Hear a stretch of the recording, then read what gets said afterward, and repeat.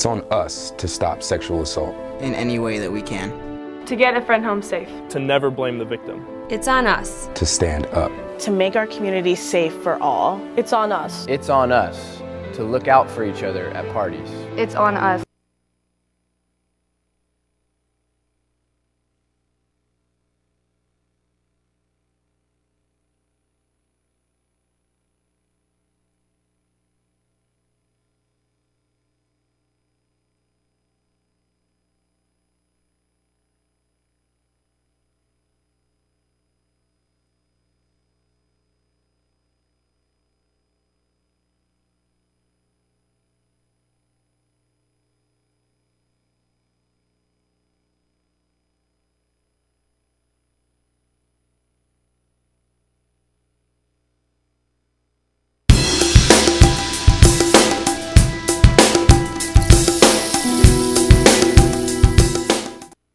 It's on us to stop sexual assault in any way that we can. To get a friend home safe. To never blame the victim. It's on us. to stand up.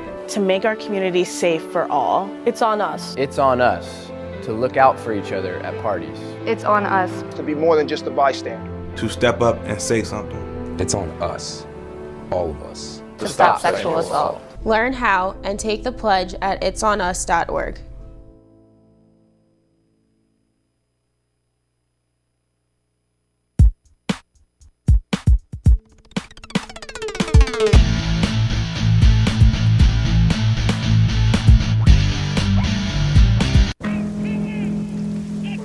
Celebrate the soggy shoes and the slow starts. Celebrate the lessons learned along the way.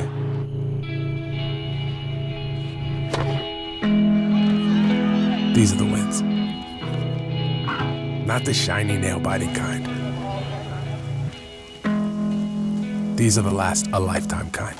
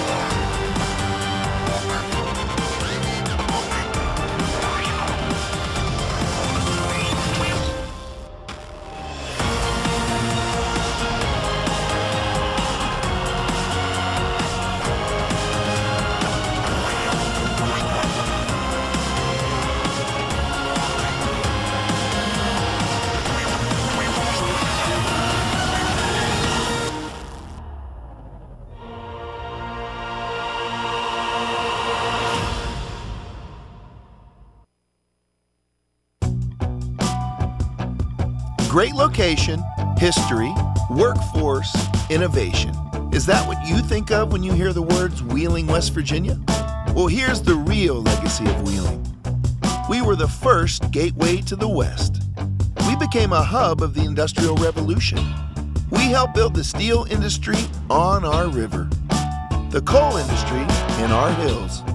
We became a haven for business innovation and some of the wealthiest business developers on the planet. Wheeling, West Virginia helped move the country forward. And what about now? There's a new Wheeling, one that's inviting to new and growing companies and creating jobs. It's a whole new approach, an innovative transition from an industrial-centered economy to one that brings together the best in low overhead economic development, one that's attracting businesses with a global reach, creating new offices out of structures long forgotten, building a new energy sector revolution, and a thriving high-tech hub. A city that has turned a declining riverfront into a vibrant landmark. Building resorts and parks on iconic areas while maintaining historic integrity. Developing empty hillsides, lots, and fields into retail, educational, and healthcare destinations. Reducing tax burdens, and nurturing both small and large businesses. Once again, Wheeling is innovating, transforming, and most of all, inviting the world to live, work, and play in one of the safest cities in the U.S. What is it about this Wheeling metro area that's so inviting? Take a moment and explore. Wheeling does offer a pro-business environment, but also a pleasing blend of history, culture, fine dining, metropolitan features found both here and in our neighboring cities, outdoor recreation, and annual festivals, all guaranteed to provide you with true American hospitality. Wheeling is a riverfront city where the bluegrass meets jazz, blues, rock, and our own symphony. We are the heart of a vibrant metropolitan tri-state area with neighboring Ohio and Pennsylvania, a region of over more than 200,000 people, making us culturally alive and diverse. Located on the I-70 corridor between Pittsburgh and Columbus, Wheeling is home to a safe, comfortable lifestyle with big city amenities not found in most small towns, including Broadway shows and the historic Capitol Theater. That's why so many are saying we offer more accessibility, more centralized location, more cost savings for business, more fun with museums, shopping, nightlife, and a huge music scene. More restaurants, offering everything from our own brand of fish and our own style of pizza to great local eateries and fine gourmet dining. More development and growth. A revitalized, more excellent healthcare. More sports, like our own pro hockey team, the Wheeling Nailers. And a short ride to the Pittsburgh Steelers, Penguins, and Pirates. And to top it off, Wheeling is more appealing. Recognized as one of the most livable small metros in the country. It all adds up to an energetic and welcoming city. Modern, progressive, and moving forward again. So now you know. Go ahead, enjoy the Wheeling Metro. Move yourself or a business here. Find a site and start or grow a company here. Explore our excellent funding sources and tax incentives. Learn about our business resources and live in the comfort, safety, and low-cost environment right here in the center of America. Wheeling, a city that's growing, transforming, innovating, inviting, and a city dedicated to making things happen for you. I'm John Corbett, and Wheeling is the place I call home.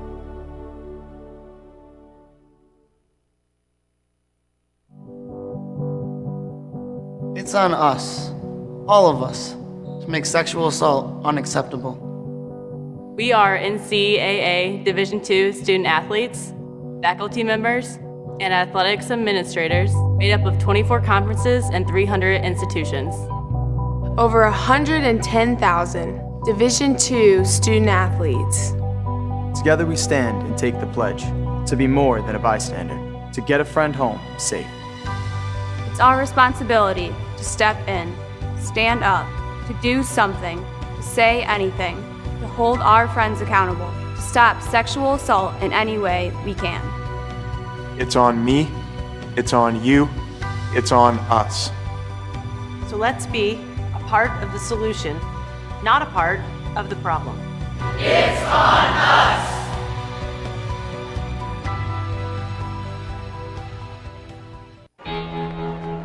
Cheer for the stumbles,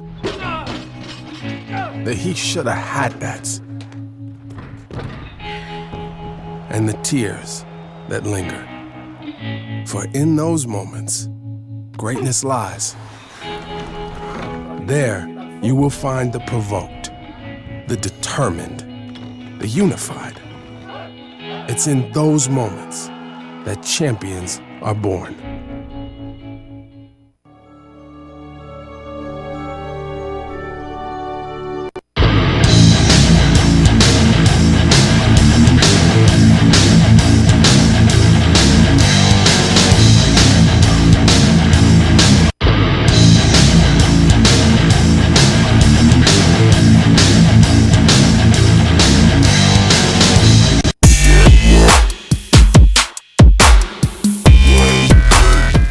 Chelsea Richardson, Pittsburgh, Pennsylvania, elementary education. Marissa Tucker, Wheeling, West Virginia, respiratory therapy. Lydia Heiberg, Delaware, Ohio, elementary education. Taylor Lubinsky, Irwin, Pennsylvania, mathematics. Mariah Callan, Morgantown, West Virginia, marketing. Cassie Stein, Newark, Ohio, business. Kylie Frizzell, Smithville, Ohio, Spanish and communications. Chanel Moore, Westerville, Ohio, nursing. Jalen Myers, Houston, Pennsylvania, athletic training. Dominique Patterson, Wheeling, West Virginia, accounting. Jayla Bryant, Pickerington, Ohio, political science major. Rachel Smetzler, Clyde, Ohio, business. Aaliyah Sattler, Austintown, Ohio, forensic nursing. Kaden Whaley, Fairmont, respiratory therapy. Jonna Moten, Columbus, athletic training major. Hi, I'm sick right now. My name's Kiara Kamek from Houston, Ohio, and I'm undecided. Hi, I'm head coach Debbie Buff. I'd like to welcome all of our families, as well as my own, watching all the way from Albany, New York. We're going to have an exciting season. Go Cards!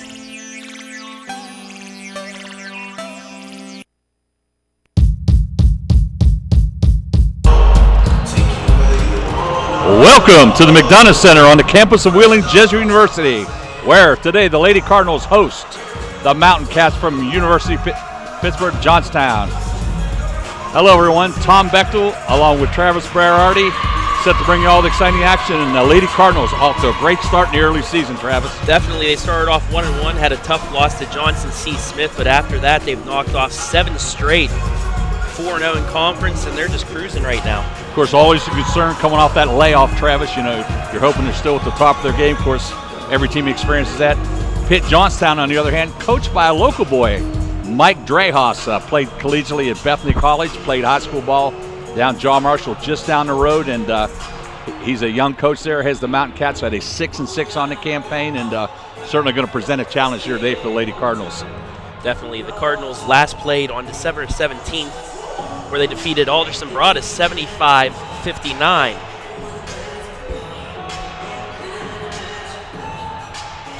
And we talked about Coach Debbie Buff, of course, great expectations coming into the season. You know, coming off a strong finish last year, 19 wins, and just I don't think they could have expected a much better start. That was a quality team they lost to down in North Carolina, and they obviously want to continue that as they get ready for getting back into Mountain East Conference play. Yeah, we're just about set for tip-off here. We'll be back in one moment with the starting lineups.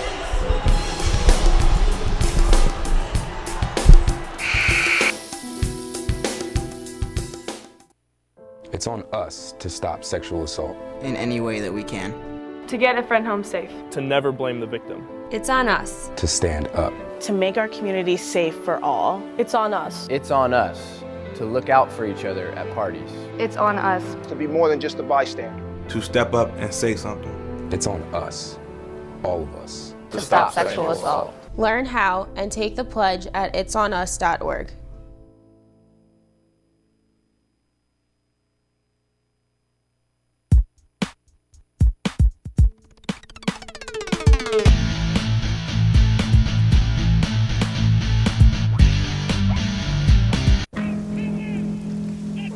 Celebrate the soggy shoes and the slow starts. Celebrate the lessons learned along the way.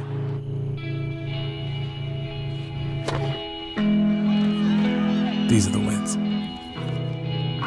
Not the shiny, nail-biting kind. These are the last a lifetime kind.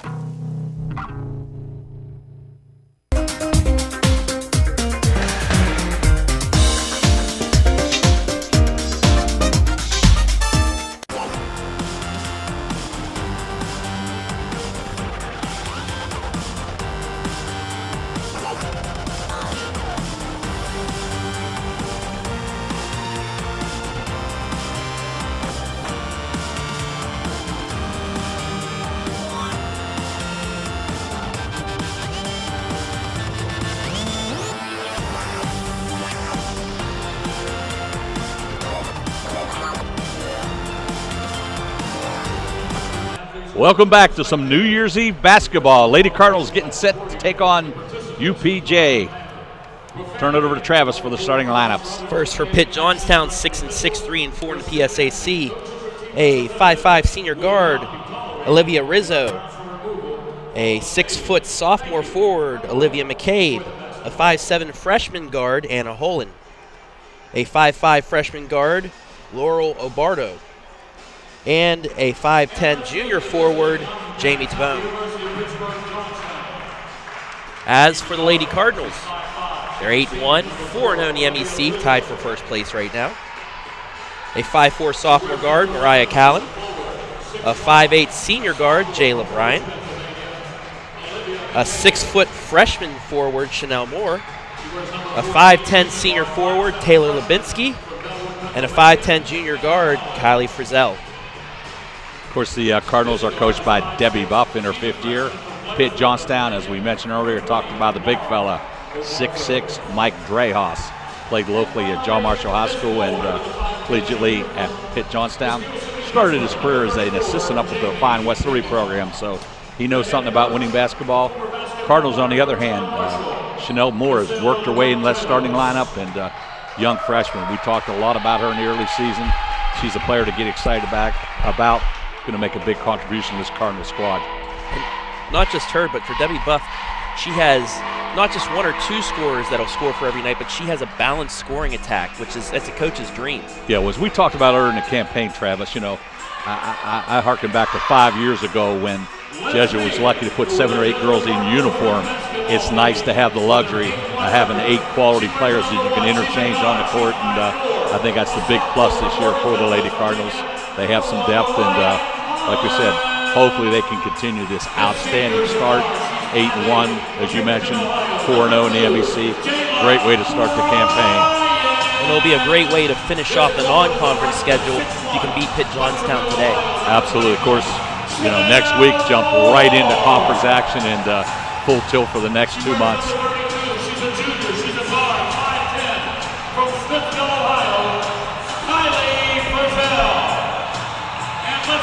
Of course, you now hear the voice of the Cardinals, Bill DeFabio, and trying to make a little excitement in this near-empty gym. Yeah.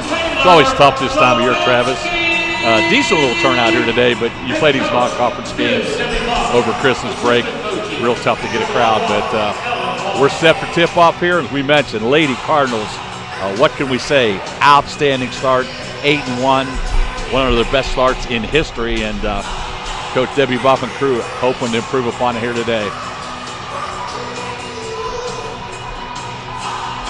So final instructions going out to the team. Hey, Tom, I just wanted to stick my voice in here just for a second and wish you happy holidays and happy New Year's, buddy. Thank you for being a part of Cardinal Chaos. Appreciate that, Don. And I'd like to give a shout out. I'm not sure he's listening, but a dear friend of mine, Phil Luton, played here at Wheeling Jesuit back in the early 80s, having some health issues, and visited with him this morning, and hopefully he'll be back on his feet real soon. So we're just about set for tip-off here. Chanel Moore will jump center circle for the Lady Cardinals against Olivia McCabe. Eric Sticken will put the ball in the air, and some New Year's Eve basketball action here. First quarter begins. Jayla Bryan, of course, the outstanding senior leading scorer for the Cardinals, and Moore inside, and we're going to have a foul right off the bat. I'll tell you, one thing Chanel Moore brings to the floor is that quickness, Travis. And we saw it right there. First possession, Cardinals go inside, and hopefully she's going to give the Lady Cardinals a little more inside presence.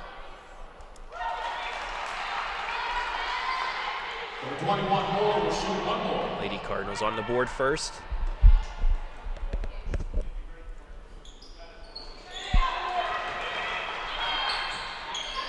So Jesuit going to come out with a little full court press action.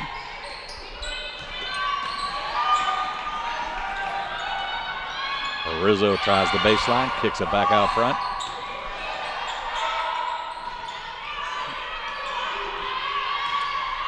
That's Laurel Obarto up top. Pitt Johnstown being very deliberate on the offensive end. And we're going to have a travel whistled against Tabon here early on. Pitt Johnstown using all of that 30-second clock, just couldn't get anything going there. Good defense by the Lady Cardinals. Yeah, we've talked in the early season. The defense has been simply outstanding for the Cardinals, and no matter what defense they dial up, we're going to have a blocking foul. So Pitt Johnstown with a couple of fouls here on the first 2 possessions. And in these 10-minute quarters, once you get to 5, you're shooting those free throws. I was going to say, I'm still adjusting, Travis. That 10-minute quarter, it's going to be a while till I realize. I look up and I go, there's only 9 minutes left in this half. So bear with me, folks. I'll adjust to that eventually. Nice post move by Chanel Moore. She just couldn't get the fall. Yeah, I'm so used to looking up there seeing 18, 19 minutes, and when you see 9:07, you wonder what is wrong. So Frizzell picks up her first personal foul. So first minute of action, we got a lot of whistles going on. Jesuit in that 2-2-1 press. Rizzo thought about the 3 ball. She'll kick it back out to Holland.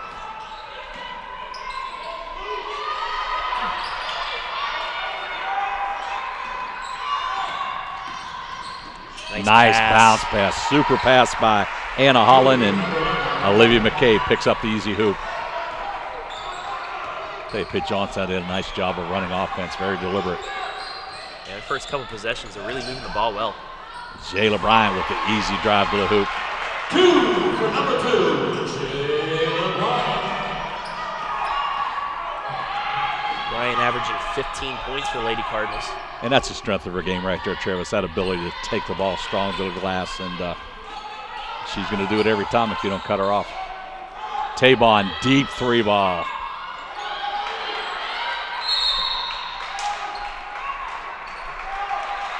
Indication traveling on McCabe.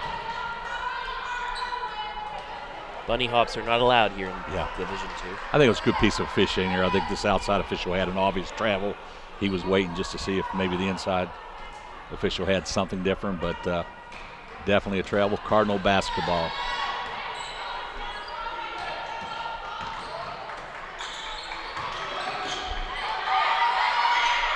Callan's going to dial up a long distance 3, and the young sophomore knocks it down. 42% on the season from behind the arc. So Cardinals off to an early 5-point advantage here. Pitt Johnstown, Anna Holland drives to the hoop, and I'll tell you right now, they're going to have to keep this young lady off the boards. McCabe doing a nice job of pounding the offensive glass. She's going to draw the foul. And Frizzell with 2 quick fouls here. Yeah, Cassie Stein quickly off the bench.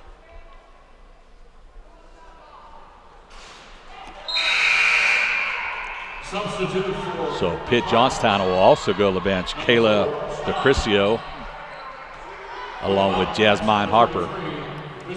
Harper, interesting point, leading scorer at 15 points a game. Not in the starting lineup, but quickly into the lineup at the 7:39 mark. She gets 1 to fall. 7-3 your score here early on. So Jayla Bryan at the controls. Nice look inside. Moore couldn't handle the pass. Cardinals will reset the offense.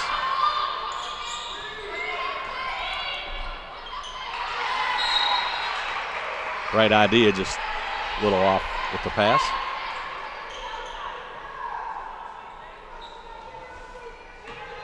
And Jonna Moten quickly to the scorer's table.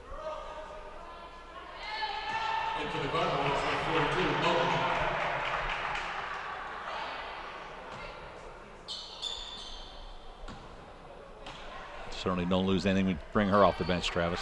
Definitely, she's a big presence in the post.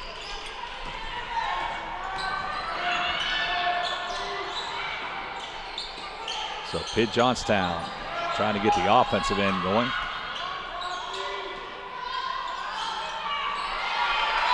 Pull-up jumper by Obarto. Rattles around, falls through. Pitt Johnstown, they've really had those open looks early on. They're doing a nice job of running offense.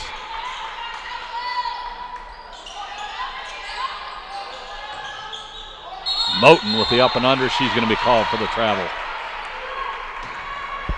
She got that just a little bit too far up on the elbow. I was going to say, Jonna Moten, you like to see her in that low post area where she can do that one drop step, take it directly to the hoop. That time, just a little bit further away from the basket. So Pitt Johnstown trails by 2. We're in the early going here. First quarter action from McDonough Center.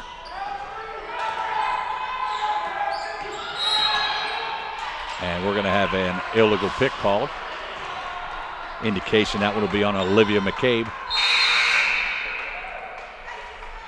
McCabe will take a seat on the bench, and Jamie Tabon quickly returns. So one player from each side in early foul trouble. Yeah, whole different mindset here with the, as you said, the one-on-one occurring in each quarter. Really have to keep an eye on those fouls early. And we're going to have another foul indicated. This time it's Jasmine Harper. Pitt Johnstown foul number 1, Harper. Harper's first, team 4. Nice Jayla move. Bryant with a nice move, can't finish the play, and gets the ball back. This time, easy 2 for Bryant.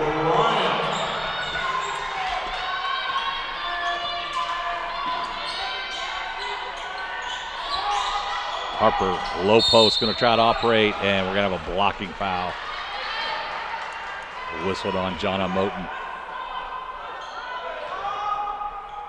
Foul number 32 for Zell. Correction. Correction 42. I was going to say that foul was definitely on. Moten was the only player in the area.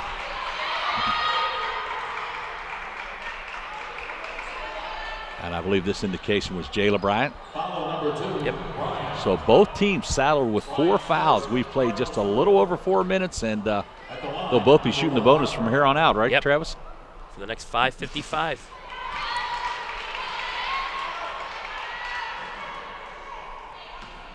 I think some of these rules, it's going to take a while getting used to, Travis.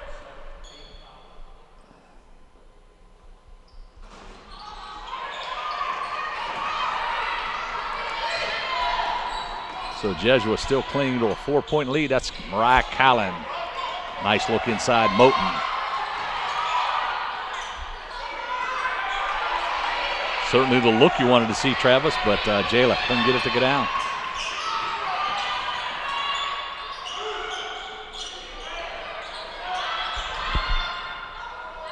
Harper with a nice move to the hoop, and Jonna Moten's quickly going to pick up her second personal foul. Foul number 42, Moten. That's her second, team 5th. Not even 5 minutes into this, and Jesuit has 2 players in foul trouble. Harper.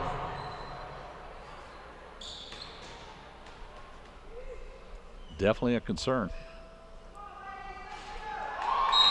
Good thing for the Lady Cardinals, though, is Pitt Johnstown hasn't been able to make their free throws. For the Cardinals, number 21, Moore. We talked about the depth, but as soon as you get 2 players on the bench here in the early going, all of a sudden, not so deep. So Chanel Moore, who checks back in, secures the rebound, and the Lady Cardinals up by 4 here in the early going. The Mountain Cats of Pitt Johnstown come in with a record of 6-6, and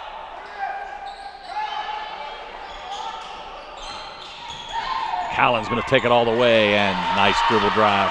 I mean, if the opening's there, just take it. Nobody went to close her off. Straight to the hoop, easy layup. Well, what you got to love about her game is a small point guard. She has that ability to get the ball to the hoop, and we certainly know she can knock down the long distance shot. So Cardinals with a 6-point advantage here. We're in first quarter action, midway through. Kind of errant shot there by Crisio. Jayla Bryant, Cardinals in transition.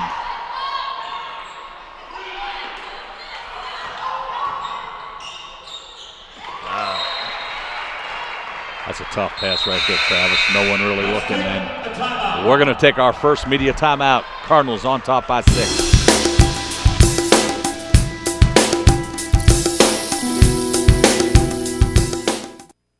It's on us to stop sexual assault. In any way that we can. To get a friend home safe. To never blame the victim. It's on us. To stand up. To make our community safe for all. It's on us. It's on us to look out for each other at parties. It's on us. To be more than just a bystander. To step up and say something. It's on us. All of us. To stop sexual assault. Learn how and take the pledge at itsonus.org.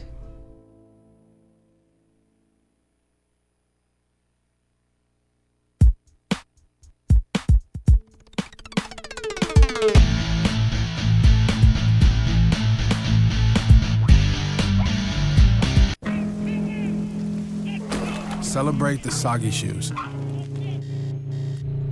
and the slow starts. Celebrate the lessons learned along the way.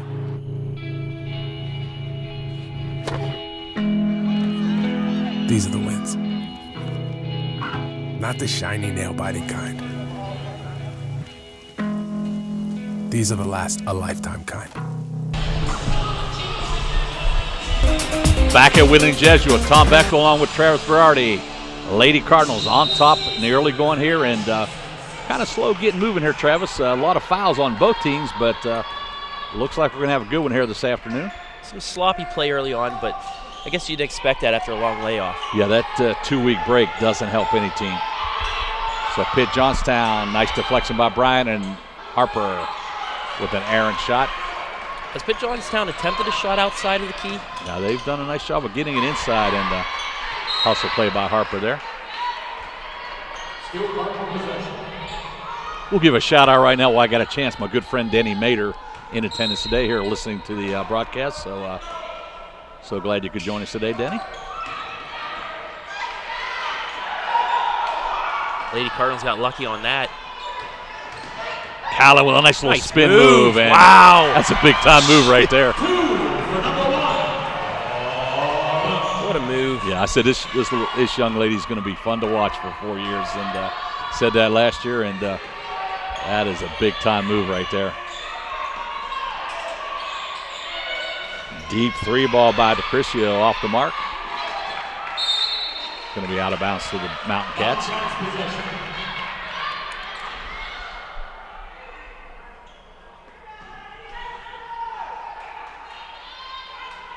So Pitt Johnstown. Anna Holland's going to inbounce.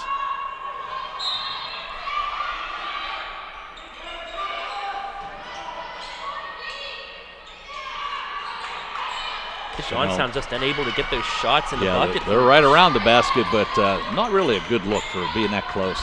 Callan with the pull-up.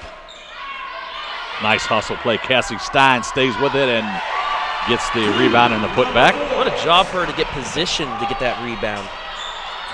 That's heads-up play. You miss the shot and you stay with it. Holland going to drive down the lane, and right now the Cardinals doing a nice job of limiting Johnstown to one and done. Bryant, a little bit off balance. So Cardinals with the double-digit lead, 10 points. We're in first quarter action. Tough break there. We're going to have a foul whistled. Stein was going to have the steal, and I believe that's the second foul on Bryant. So Lady Cardinals with 3 starters, or 3 players, I should say, with 2 fouls here in the first quarter of action. Another young freshman, Dominique Patterson, going to check in, along with Chelsea Richardson, number 11. So Cardinals kind of forced to go deep on the bench here this afternoon, Travis. Yeah, there's that foul trouble early on really, like you're saying early on, in past years, that would be a big problem for the Lady Cardinals. But this year, not as much. Yeah, not as much. But, anytime you put 3 players on the bench, that's a concern for any coach. So 8-point Cardinal advantage.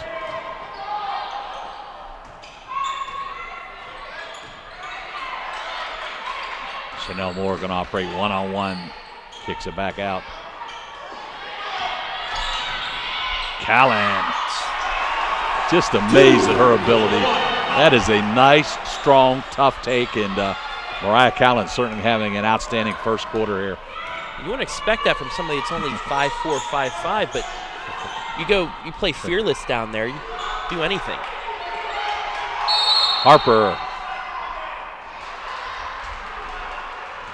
Harper's going to be called for the offensive foul. Foul number 1, Harper, Pitt Johnstown.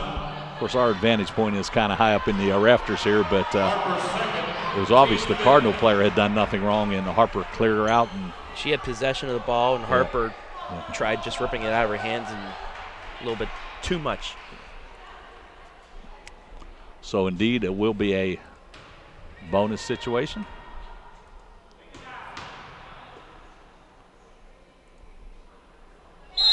Travis, help me if I'm wrong, but I'm going to have to adjust to this collegiate game now. They're all two-shot situations, right? Yeah. There is no one-on-one in girls basketball anymore, so bear with me, folks at home. I'm learning these rules as we go. You know, when you've said one-on-one for the last 60 years, it's kind of tough to adjust, Yes, Travis. exactly. I learned that as a youngster at the side of my dad, you know? Yeah. The one-on-one. Especially also the timeout situation now. You have that NBA timeout. Nice shot there. That's McCabe.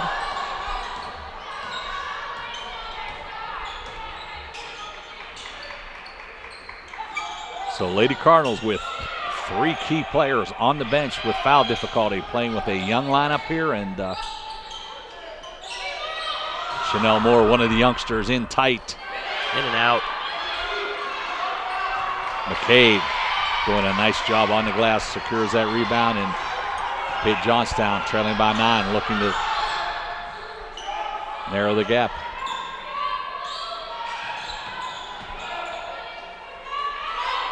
Deep 3 ball. No good. That's by Aramina, and we're going to have a foul going the other way. You're 90-plus feet away. You can't be doing that. Yeah, that's coach's nightmare right there. Those fouls 90 feet from the basket. Just. That's her first, team 6.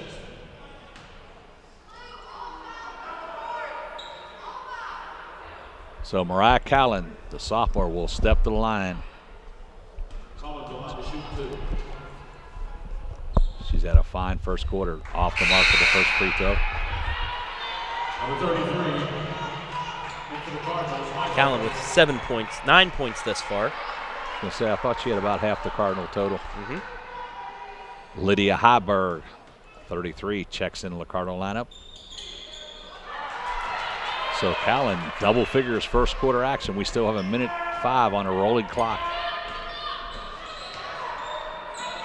Less than a minute to play in the first quarter. Less than a minute to play. Pitt Johnstown done a nice job of going deep on their bench too. That's Nicole Corcoran. Back out top to Alberto. Shot clock ticking down. Pitt Johnstown needs to hurry. Stripped away. Callan going to take it all the way. Going to be out of bounds for the Cardinals. These young players have done a very good job of keeping that lead around the 10-point mark.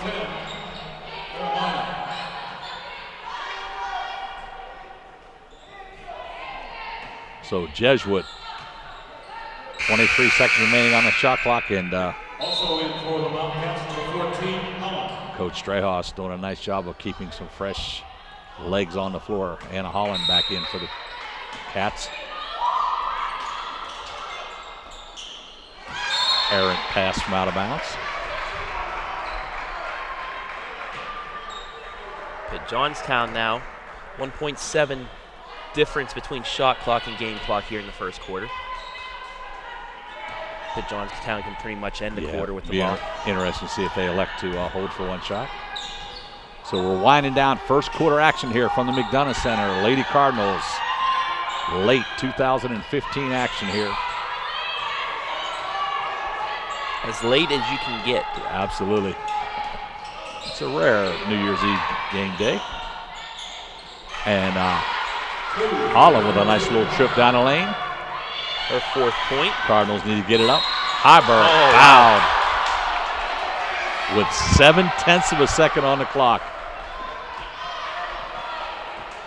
Nice hustle by Heiberg just to get down court and throw that up before the buzzer went off. That's her first. The referee called that rather emphatically, but I'm not sure Coach Dreyhaus is buying what he's selling. Nonetheless, Heiberg at the line for a pair. Gets the first one.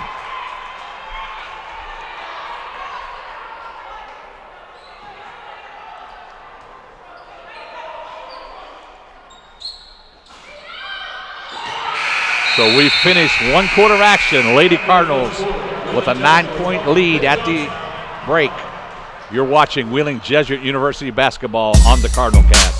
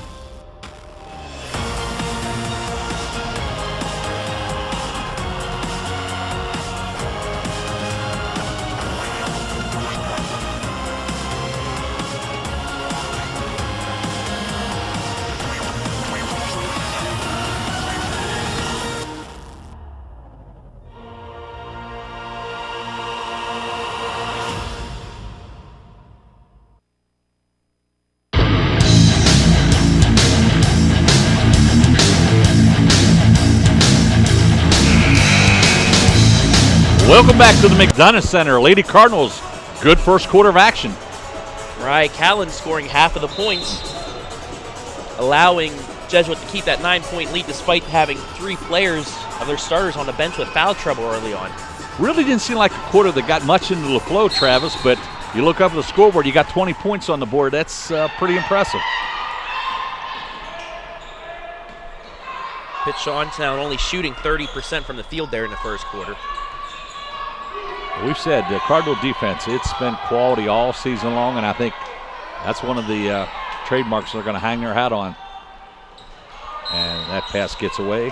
Great idea, just couldn't handle it. Yeah, Agnes Aramina could not handle that pass, so another turnover for the Mountain Cats.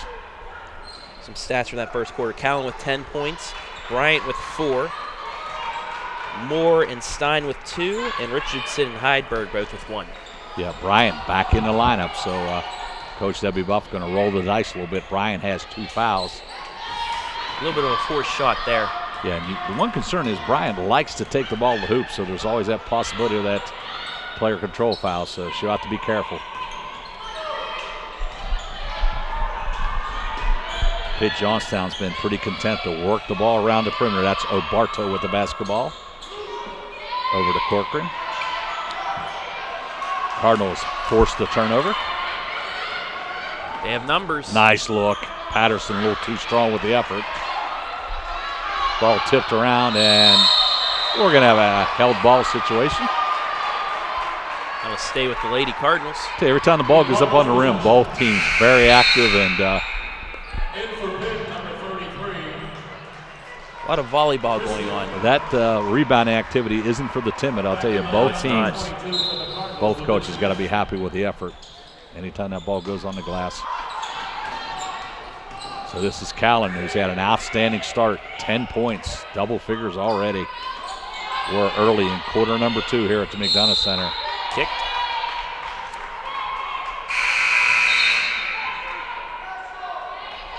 Harper going to return to the Mountain Cat lineup.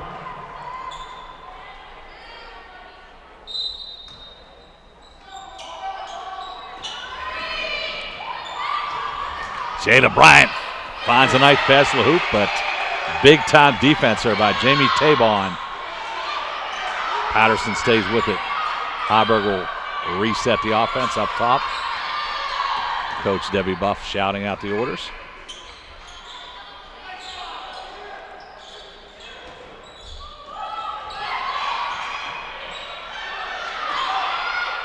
Levinsky going to drive the baseline. Kicks it back out. Callan, 3 ball. Another offensive rebound. Just can't finish. Yeah, Patterson with a nice rebound, but couldn't seal the deal.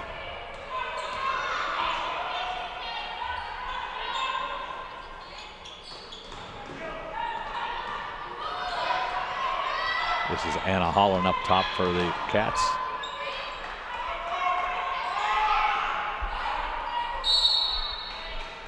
And we're going to have a foul whistled on Heiberg. It's her first.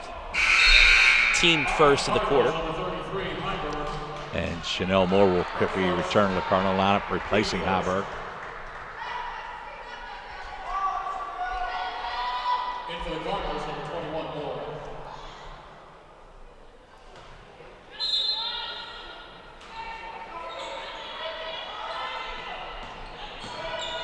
Holland with a tough take, but nice defensive play. Chanel Moore comes up with the block.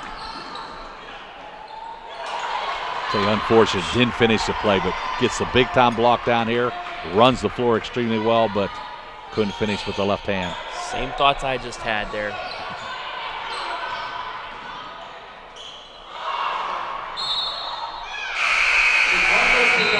Going to be out of bounds to the Cardinals.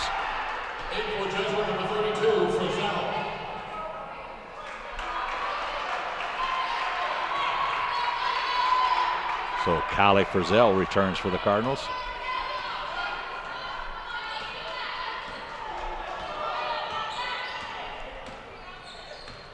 It's a little tough to come by here in quarter number 2. Yeah, Lady Cardinals putting up 20 in the first quarter. They're scoreless here in the first 3 minutes of the second. And is Pitt Johnstown not also scoreless? Yes, they are. I believe that was the quarter score, yeah. So we've played over 3 minutes and no one's dented the scoreboard. Bryant can operate low post, and that's a nice move. You can see the senior veteranship there. She was very deliberate, took her time, nice move, and got the easy lay-in. Ball fake, then made the spin, post move bucket. Easy. Play you would expect from an all-conference performer. Definitely. Nice little up and under move. That was Kayla DeCrisio.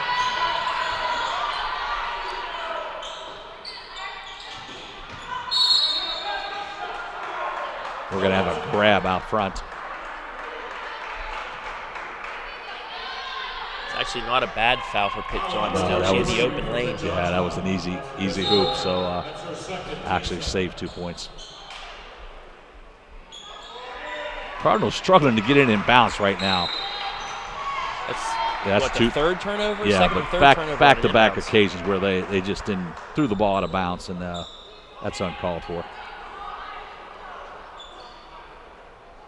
You always got to have that one outlet that you can just get the ball in safely, and unfortunately on neither occasion did the Cardinals do that. So 6:10 on a rolling clock here, quarter number 2 from the McDonough Center.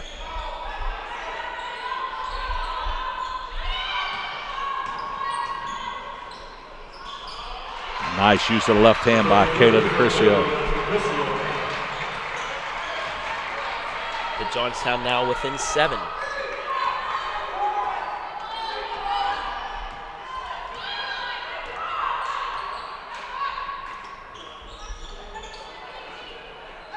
Deep 3 ball for Zell, a little bit short. So Johnstown within 7. There's a deep 3 right on the mark, bottom of the net for Kayla DeCrisio. And here comes Pitt Johnstown. Johnstown back within 4.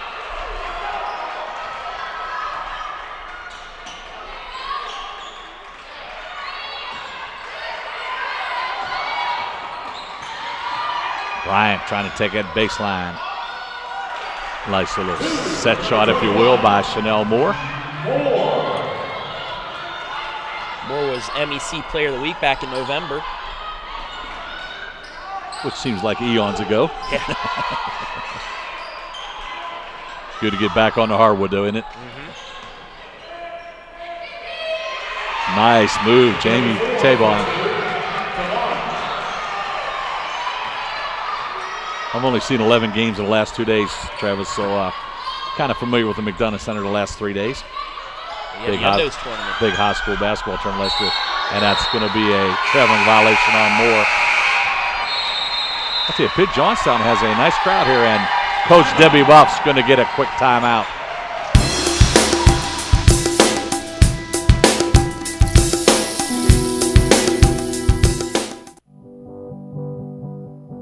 It's on us, all of us, to make sexual assault unacceptable.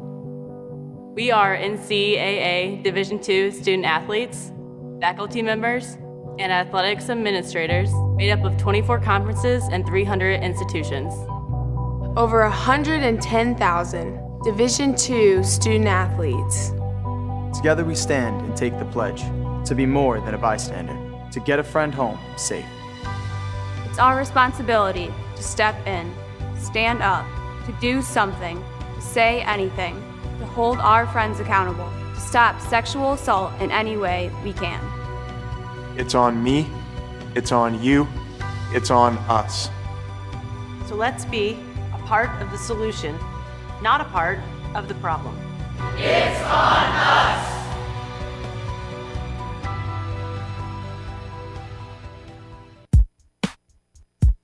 That was immediate. Back at Wheeling Jesuit. Media timeout. We just came out of Cardinals, who had a 9-point advantage at the quarter break. Now by 4, and Pitt Johnstown isn't going to go away, Travis. Both teams going first 3 minutes of the second quarter without a bucket. And Pitt Johnstown comes out, scores 7 in the next minute, 45. Now they'll cut it down to 4. We mentioned the Cardinals, great first quarter, 20 points on the board, but points been a little tougher to come by here in quarter number 2. Patricio with a left-handed running hook. She leads Pitt Johnstown with 7 points. We were saying with Jesuit, they had to balance scoring. Pitt Johnstown with balance scoring right now.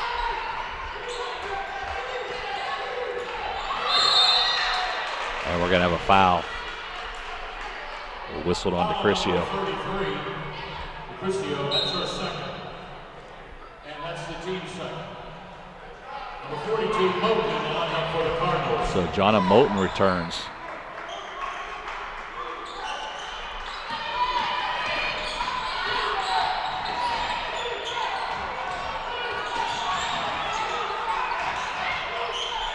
Frizzell looking into Moten inside. Cassie Stein with the drive. We're going to have another foul on the play. Foul number 20. So thinking with all these foul calls early on that this game might be won at the foul line. So 2 fouls now on Obarto for the Cats. Number 24, Smith in the lineup for the Bobcats. Dominique Smith checks in for the Cats. I believe that makes everyone in a Mountain Cat uniform now has played game action.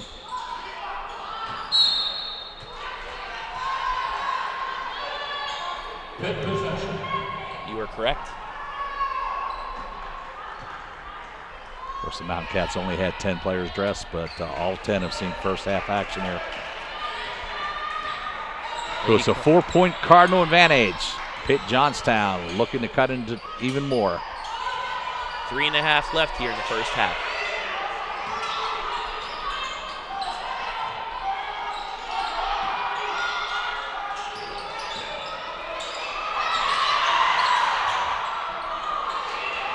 Nice deflection by the Lady Cardinals. Cardinals have had a lot of turnovers here in the first half action.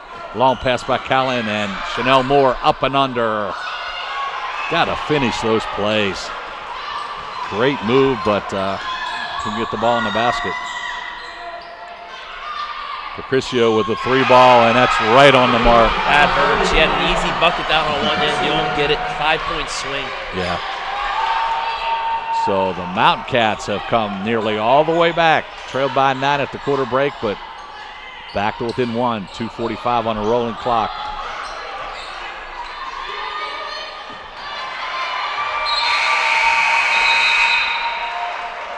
Jayla Bryant going to return for the Cardinals. Lady Cardinals have really been playing out of sync here in this first half. Other than the play of Callan, they really haven't had much going on. Well, that pass right there, kind of an unforced turnover, and not one Coach Debbie Buff and staff would like to see. 7 turnovers for the Lady Cardinals here in the first half. So Tavon going to try to operate. Deep 3. Rebound pulled down by Moten.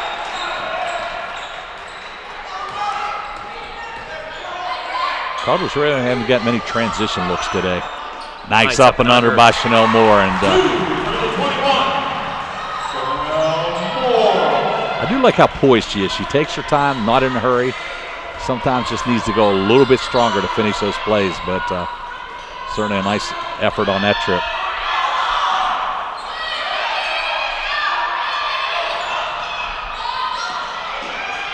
Free ball. And we're going to have a whistle underneath. Big offensive rebound there for Pitt Johnstown. 2 Lady Cardinals around her, and she was still able to get it. I'll tell you, it's been war on the boards, Travis, and every time that ball goes up on the glass, both teams doing a nice job of going after the basketball. This is Nicole Corcoran gets the first one. 7-6 offensive rebounding advantage for the Lady Cardinals. Both teams really putting up a fight. So Corcoran gets a pair of Mountain Cats back to within 1:35 as the clock rolls here. We're at the end of the second quarter.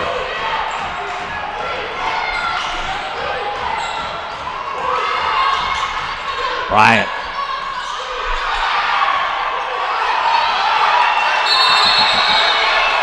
Possession error going to favor the Mountain Cats.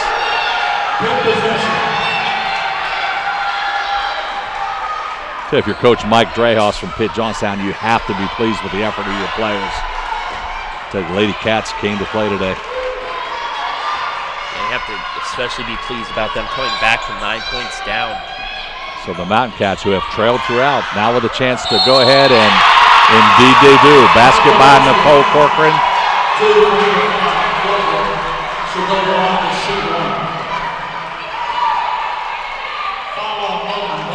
And unfortunately, that's foul number 3 on Jonna Moten. That's a big foul there.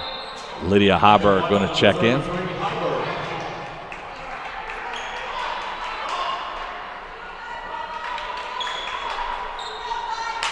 You don't see it a lot, but the first 5 minutes of this game might be the determining factor because of the foul trouble that the Lady Cardinals got into. You wonder. And we're going to have a whistle. And another foul on the Cardinals. Over the back.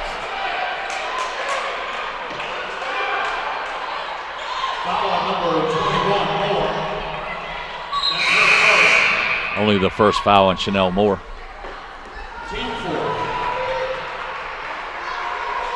Richardson checking back in for the Cardinals.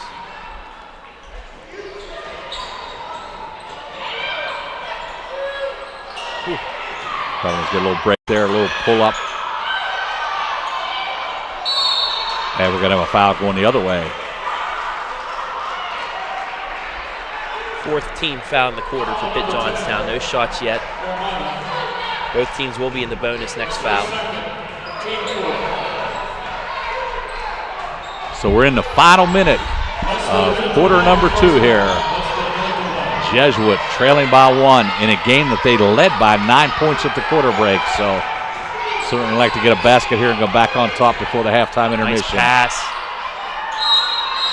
Richardson fighting underneath, and we're going to have a foul on the Mountain Cats. That will take us to the bonus situation. So 15 foul of the quarter, and the Cardinals will be shooting 2. Team 5th. At the line to shoot 2, Richardson. So Chelsea Richardson at the line for a pair.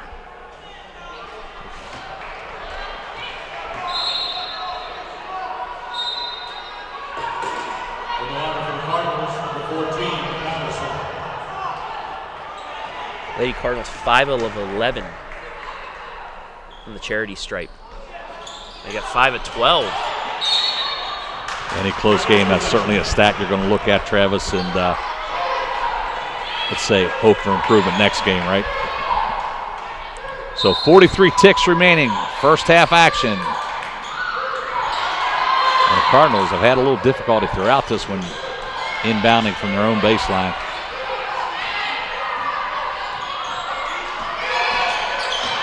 $15-second differential from shot clock to game clock. Patterson with a drive to the hoop, and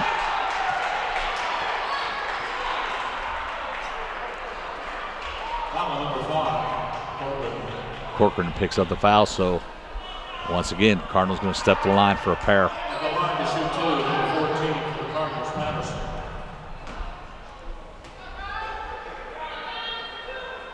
Dominique Patterson, who started her high school career at the Lindsley School here in Wheeling, a Wheeling resident, moved out and played in the Columbus, Ohio area throughout her high school career and returned back to Wheeling collegiately. I know that school pretty well. I believe you do. Speaking of, I'd like to wish my uncle a happy anniversary today. So we'll do that as soon as we get a quick break here. Shot clock is off. Pitt Johnstown can take the last shot of the half. And Coach Dreyhaus is going to take a timeout. We'll keep it right here, only 16.9 seconds. Yeah, I would like to wish Mark Zavatsky. He was a longtime teacher and coach. He actually, I think at one point, was the athletic director there at Lindsley School as well. It's him and my aunt's wedding anniversary, 27th year. Z, one of my all-time favorite softball coaches. He started that Lindsley program back when, how can I say it kindly, they weren't the best team in the Ohio Valley, but he had the patience of Job and actually got that program started and on the map. So shout out to the big fella, Mark Zavatsky. Not a bad golf coach either. I always love both his boys. They are the experts on Disney World. Yeah. They can tell you every fact, and I think the fact that they're in Florida now, they certainly got to be loving it. So hopefully Z's listening today, and a shout out to a good man. Meanwhile, back at the basketball game, Cardinals trailing by 1. We're just about at the halftime intermission. The Lady Mountain Cats of Pitt Johnstown took the long trip down 70 to Wheeling today. Oh, wow. Harper steals the ball and gets an easy basket, and we'll go to the halftime intermission. The Lady Mountain Cats, who trailed by 9 at the quarter break, have come all the way back and lead by 3. So nice little turnaround there in the second quarter by the Cats. You could say that last play is a good example of how that first half went for the Lady Cardinals. Just some sloppy play. They're just allowing Pitt Johnstown to stick around with them, and if they let them stay around too much, it might get away from them. I was going to say a little while ago that this is one of the games where you can't wait for the halftime break, get in the locker room, regroup, and I'm sure Debbie Buff and the girls are going to do that. So we'll be back in about 12 minutes with a recap of first half action. You're watching Wheeling Jesuit University basketball on the Cardinal Cast.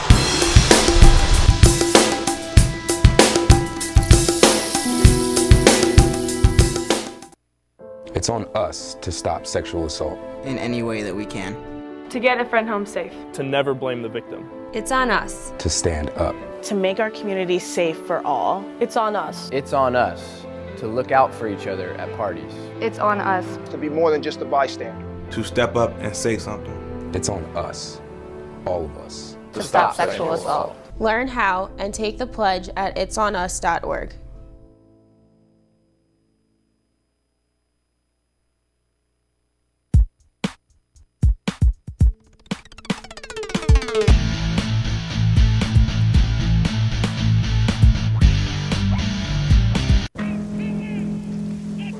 Celebrate the soggy shoes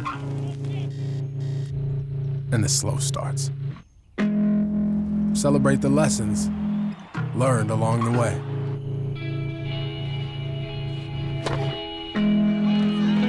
These are the wins. Not the shiny, nail-biting kind. These are the last a lifetime kind.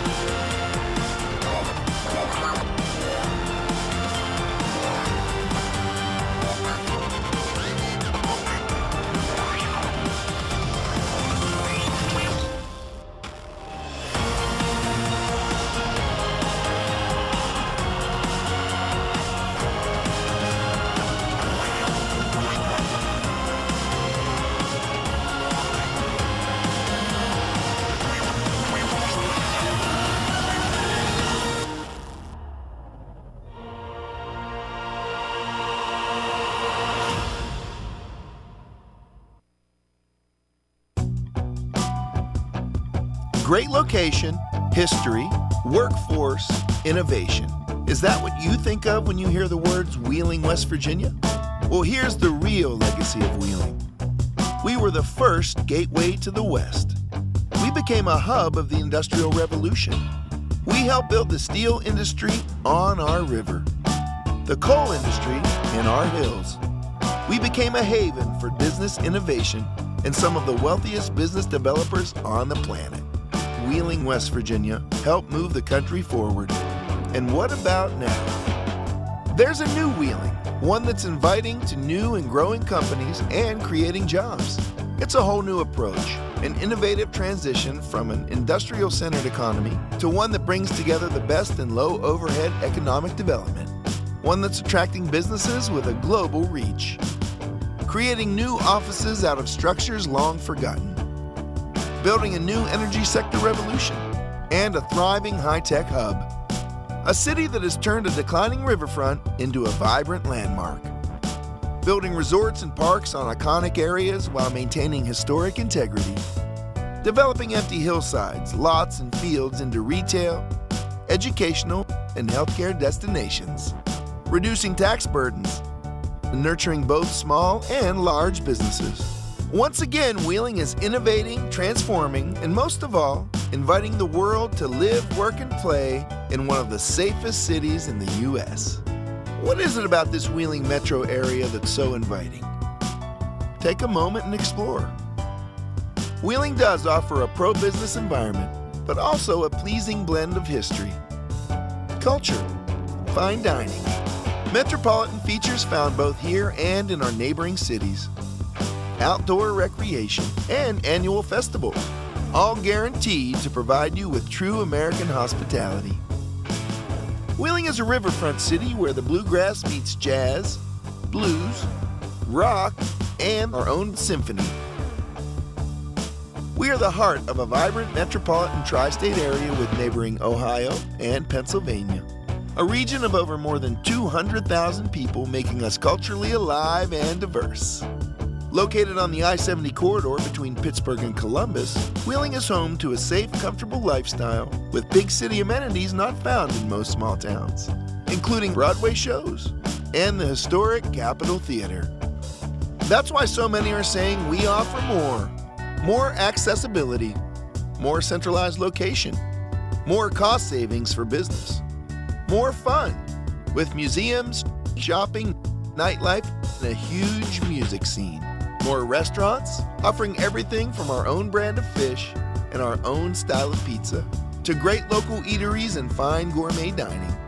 More development and growth, a revitalized riverfront, unique shopping at our center market and the Highlands, state-of-the-art government buildings, global operations center, resorts, more technology, more excellent schools, more excellent healthcare, more sports, like our own pro hockey team, the Wheeling Nailers, and a short ride to the Pittsburgh Steelers, Penguins, and Pirates. And to top it off, Wheeling is more appealing, recognized as one of the most livable small metros in the country. It all adds up to an energetic and welcoming city. Modern, progressive, and moving forward again. So now you know. Go ahead, enjoy the Wheeling Metro. Move yourself or a business here. Find a site and start or grow a company here. Explore our excellent funding sources and tax incentives. Learn about our business resources and live in the comfort, safety, and low-cost environment right here in the center of America. Wheeling, a city that's growing, transforming, innovating, inviting, and a city dedicated to making things happen for you. I'm John Corbett, and Wheeling is the place I call home.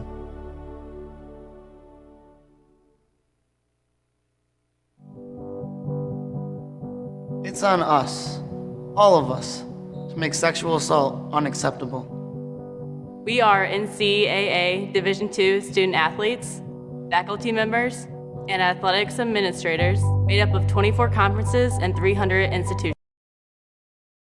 110,000 Division II student athletes, Together we stand and take the pledge to be more than a bystander, to get a friend home safe. It's our responsibility to step in, stand up, to do something, to say anything, to hold our friends accountable, to stop sexual assault in any way we can. It's on me, it's on you, it's on us. So let's be a part of the solution, not a part of the problem. It's on us!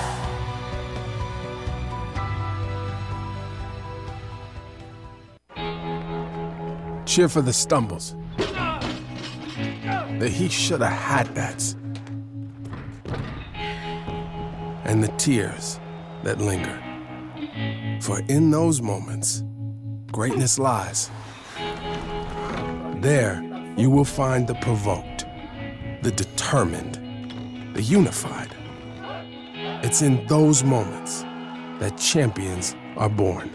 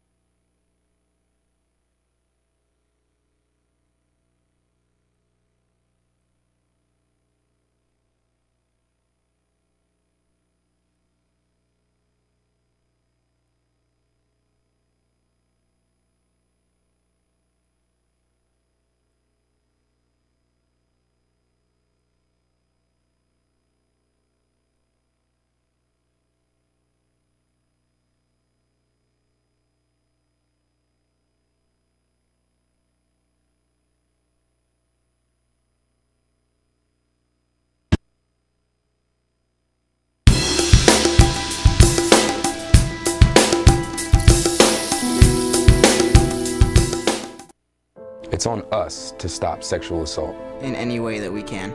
To get a friend home safe. To never blame the victim. It's on us. to stand up. To make our community safe for all. It's on us. It's on us to look out for each other at parties. It's on us. To be more than just a bystander. To step up and say something. It's on us, all of us. To stop sexual assault. Learn how and take the pledge at itsonus.org.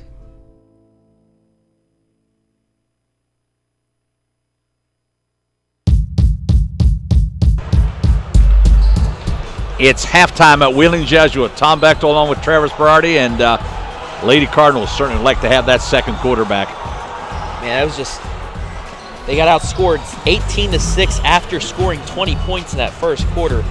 Just some sloppy play. That foul trouble that happened in the first 5 minutes of the first quarter really came back to haunt them in that second quarter. You know, I agree to a sense, but then I look at the stat sheet at halftime, and we only kind of pay attention to one team, let's be honest. Pitt Johnstown, very similar. They have 4 or 5 girls with 2 or 3 fouls. So, you know, both teams pretty deep. It was a matter of maybe taking a little bit better care of the basketball. And Pitt Johnstown, their credit, they've been pretty deliberate the whole game. And I think in that second quarter did a much better job of getting the ball to the basket. And that last basket was kind of fortuitous. You know, Cardinal was laying on the ground, and Harper did a nice job of just stealing the ball off of her. And as we mentioned, it was a 9-point advantage at the quarter. All of a sudden, Pitt Johnstown up 3. But a lot of basketball still to be played, but always concerned when you have that 2-week layoff, Travis. Yeah, definitely. And another big stat, both teams not shooting well from the free throw line. Jesuit only shooting 35.7%, 5 of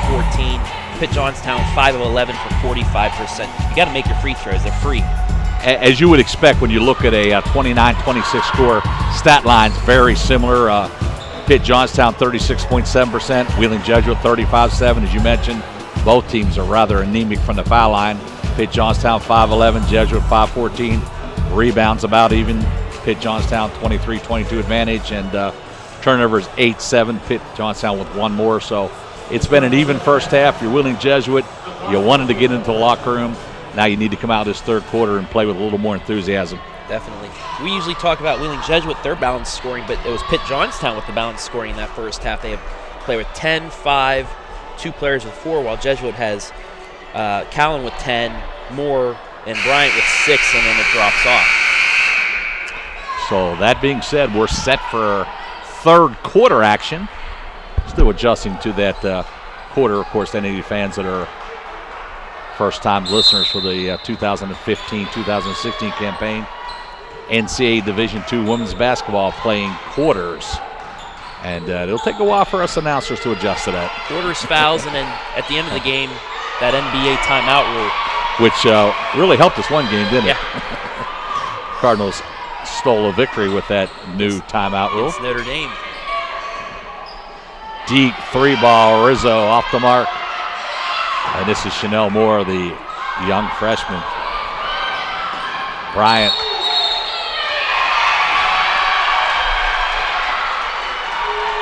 Offensive foul called. And that's going to be a tough one because Jayla Bryant quickly picks up her third personal foul. Yeah, and definitely thought that might have been a kicking violation prior to the foul, but no call forthcoming, and Cardinals with a tough break there get the player control foul on their outstanding scorer, Jayla Bryant. Nice defense to knock that out of bounds. That's why we're up here and the referees are down there. That's what I always say. I always try to defer to the officials. I've worn the stripes once or twice, and not an easy task at any time.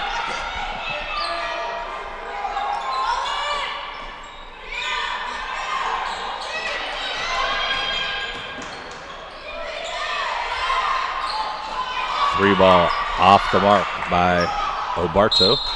Going to be out of bounds for the Cardinals. I always start each season out with a vow never to question a referee's call, but you're not so bad. But when you work with Big Reese on the men's game, it's an impossible task.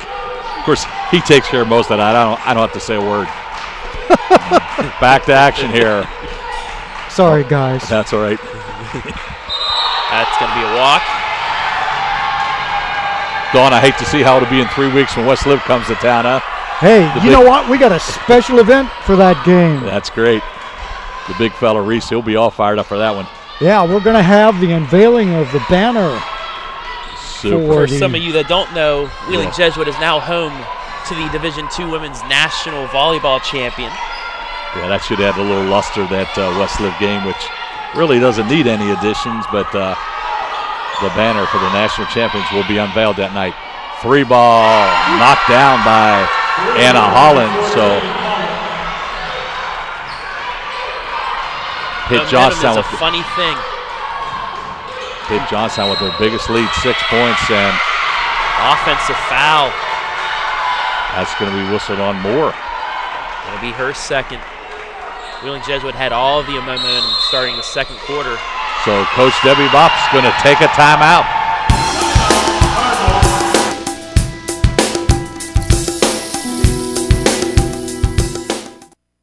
It's on us to stop sexual assault. In any way that we can. To get a friend home safe. To never blame the victim. It's on us. To stand up. To make our community safe for all. It's on us. It's on us to look out for each other at parties. It's on us. To be more than just a bystander. To step up and say something. It's on us, all of us. To stop sexual assault. Learn how and take the pledge at itsonus.org.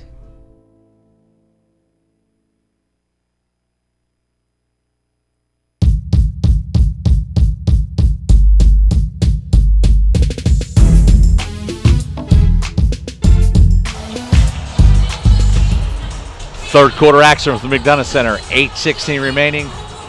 Pitt Johnstown, who came to town with a 6-6 record, leading the Lady Cardinals, who are off to a great start this campaign, 8-1. But these non-conference games, the type you'd like to certainly have on the winning side of the ledger, Travis. Definitely seems like Wheeling Jesuit might still be on Christmas break a little bit. Well, we said that's always tough. You know, you play 9 games in a very limited amount of time, and all of a sudden you take that Christmas break, get away a little bit from those basketball legs, and you have to quickly regroup. So going to be a big test here for the Lady Cardinals, but still plenty of time. 18 minutes still remaining in this one, so Cardinals need to get back to that pressure defense and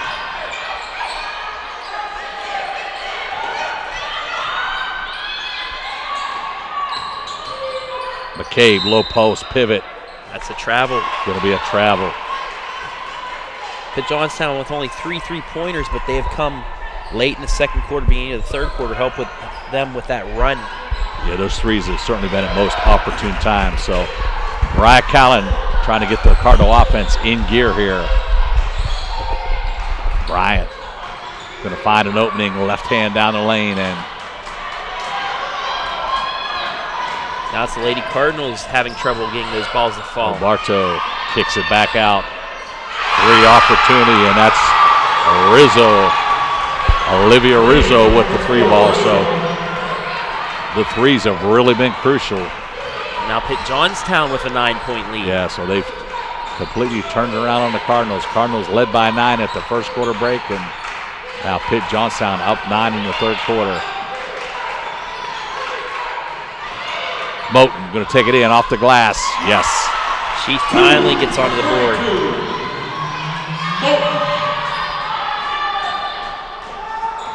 Really a case the Cardinals need to dig deep. There's a 3. But the rebound comes back out to Pitt Johnstown. Holland with the drive and nice little runner. Bryan in the open court and lost the handle. Another turnover on the Lady Cardinals. It's 12 turnovers. That's 5 for Bryant. So Debbie Buff looking for some combinations. Will insert Frizzell and Levinsky back into the Cardinal lineup. So Pitt Johnstown with an opportunity to go up double digits here. McCabe with a nice little roll, and Cardinals get a break there. That one was everything but down.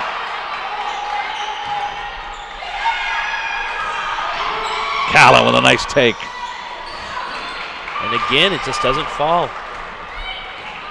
Tabon with the rebound, and a little bit of a traveling violation there.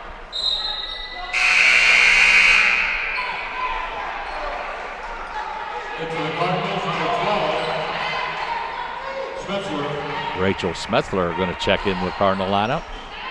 Senior from Clyde, Ohio. I think right now Debbie Buff just looking for some combinations. See if the Cardinals can get some spark.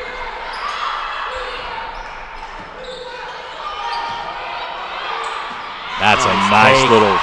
Jayla Bryant beat the double team and gets the easy basket. So Cardinals back to within 7. McCabe. I was concerned about this young lady early. She's got a nice little post presence there. Gets the easy hoop. That wasn't an easy shot either. Had no backboard to play with and still puts it in. So back up 9.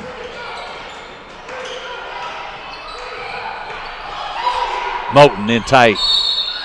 And we're going to have a blocking foul, score the basket. So a little hoop and some harm. That foul was whistled on Tabon. That's something the Lady Cardinals are going to have if they want to come back to this, is have Moten get into the game more. Be more involved.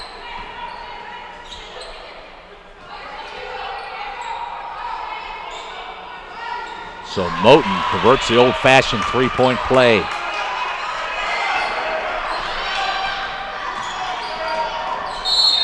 And we're going to have Taylor Lebinski called for the kick.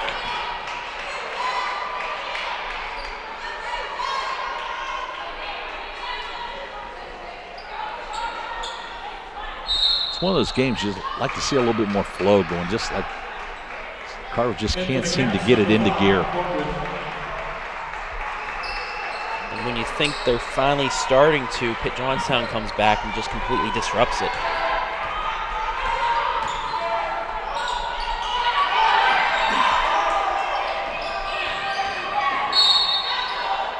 We're going to have a foul called. Foul number 24 of the Cardinals. That's Lebinski. Lebinski's first, team third.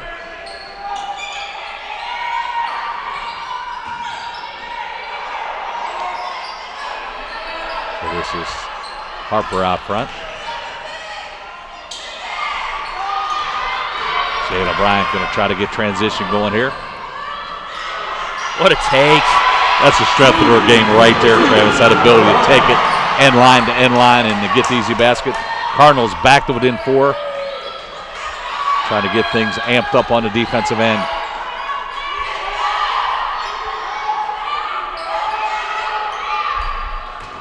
Harper going to go one-on-one. That's great defense by Moten there with 3 fouls. Lebinski with the catch, but couldn't gather herself. Can't finish the play. Pitt Johnstown right back at him. And we're going to have a travel in the corner there. So we'll take a media break. Cardinals trail by 4. Finally.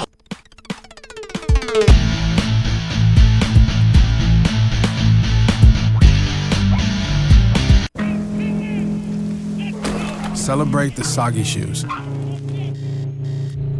and the slow starts. Celebrate the lessons learned along the way.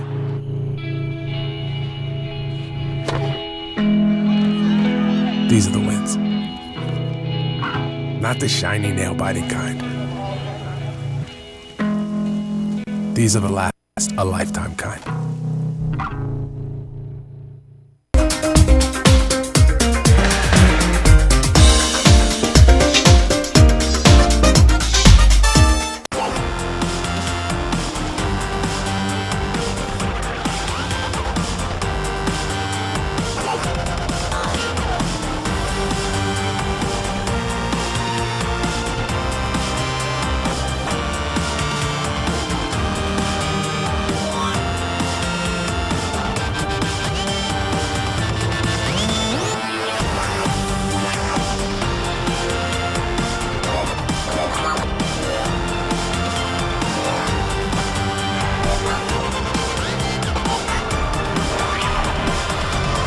.4:15 remaining in quarter number 3 from the McDonough Center. The Lady Cardinals trailing the Mountain Cats of Pitt Johnstown. Bryant. And we're going to have a foul. That's what you want to see, Travis. Your star player needs to take it to the hoop, and Jayla trying to take over here in third quarter action.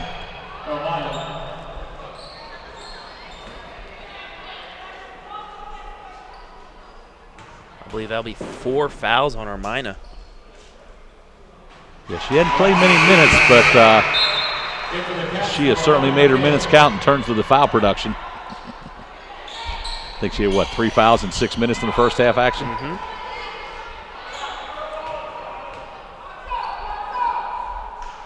So Bryant gets the Cardinals back to within 2. Lady Cardinals finally finding that flow we were talking about. Yeah, you hope you can just get it going just a little bit. And like you said, it all starts on the defensive end.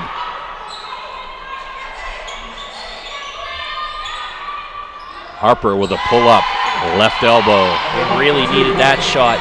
Well, Harper's their leading scorer, comes off the bench to the tune of 15 points a game, and that was a nice-looking stroke on that jumper.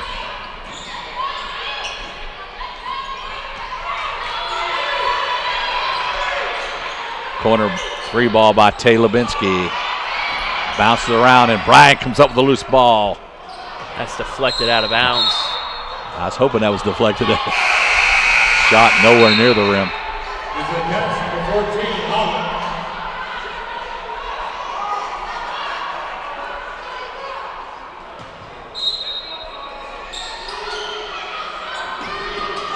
Moten in tight. Ooh. Nice hustle. Yeah, nice hustle play to get her own rebound.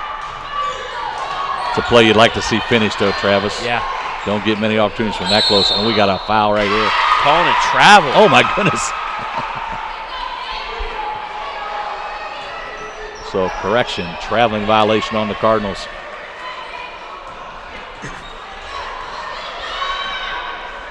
We're down under 3 minutes, quarter number 3.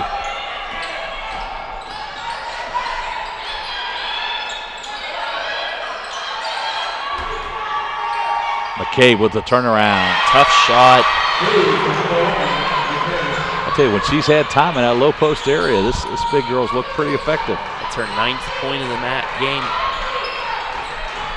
So 6-point Pitt Johnstown advantage. We're nearing the end of quarter number 3.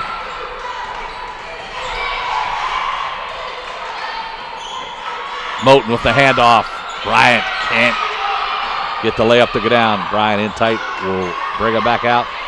Cardinals will reset the offense. 2:15 on a rolling clock.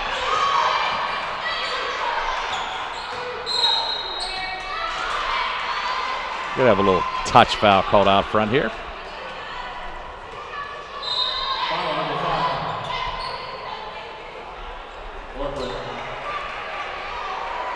So that one was whistled on Nicole Corcoran.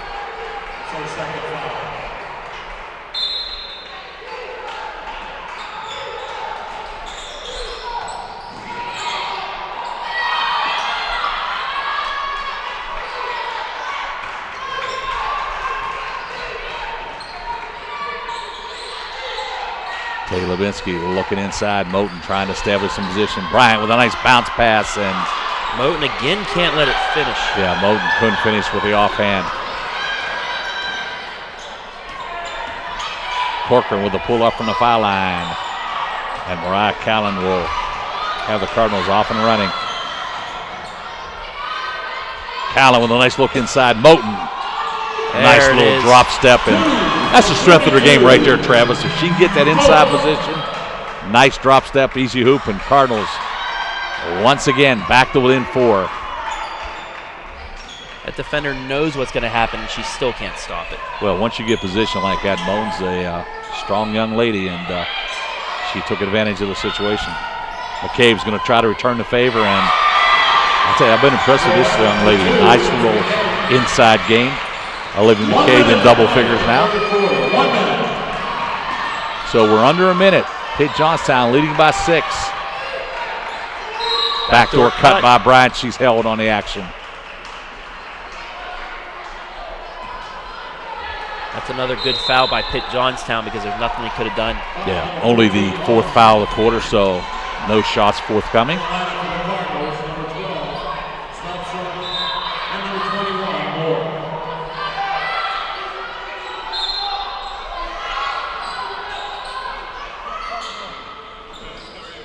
Bryant in tight. She'll kick it back out. Callan dials up a 3. In and out.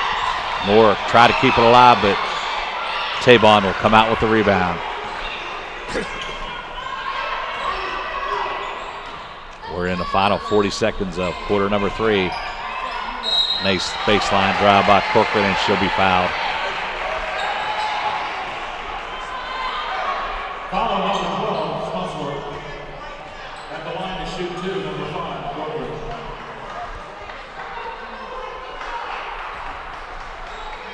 So Nicole Corcoran going to step to the line for a pair. Lady Cats up by 6.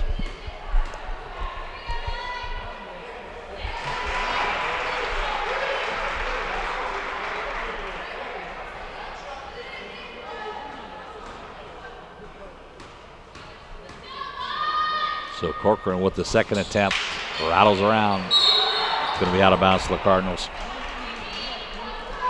Cardinals had it down to 4. Pitt Johnstown able to recover. Certainly like to get a basket here just before the quarter break. Cardinals need to run some quality offense here. Bryant with a nice take and bounces around but just won't get down. Pitt Johnstown can take the last shot of the quarter. And indeed they will. So 7-point advantage. Deep 3. Air balls.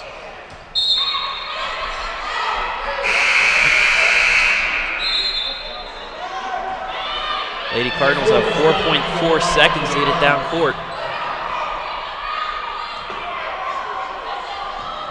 Cardinals gonna have to hurry. Bryant with the basketball. Could be a half court heave. So we go to the third quarter break.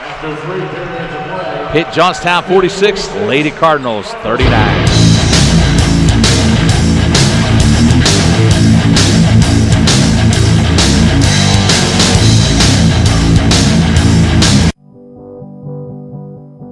It's on us, all of us, to make sexual assault unacceptable. We are NCAA Division II student athletes, faculty members, and athletics administrators made up of 24 conferences and 300 institutions. Over 110,000 Division II student athletes. Together we stand and take the pledge to be more than a bystander, to get a friend home safe. It's our responsibility to step in, stand up, to do something, to say anything, to hold our friends accountable, to stop sexual assault in any way we can. It's on me, it's on you, it's on us. So let's be a part of the solution, not a part of the problem. It's on us!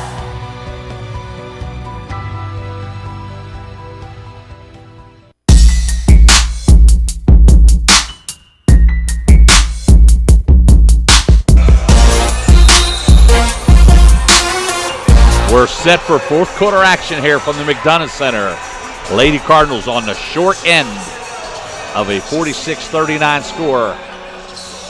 Lady Mountain Cats from Johnstown, Pennsylvania have come to town and essentially taken it to the Cardinals for the last 2 quarters. Errant pass. Lady Cardinals showed a little bit more of a flow midway through the third, but Pitt Johnstown was able to recover, build that lead back up. Travis, you're not familiar with the Johnstown flood, are you? No. Big flood back in '36. That was famous when I was a kid. That's 1936, Travis, in case you're wondering. Wasn't quite born yet. Nor I. Whoa, Tom. Ball blocked out of bounds to Jesuit. Cardinals need to get it in gear here real quick. And make sure you folks stay tuned. About 20 minutes after the finish of this one, we'll have the men's. Yeah, quality opponent. Alderson brought us 8-3 on the campaign in town, and that should be a good one. Bryant drives the baseline, kicks it back out. Callan, 3-ball. In and out. And Lady Cardinals haven't had a 3-pointer since the beginning of the first quarter. Yeah, just keep looking for one of those to fall. You need a 3 or something to ignite the Cardinals. And Number 42, back in the line of the So Jesuit going to try to dig down deep here.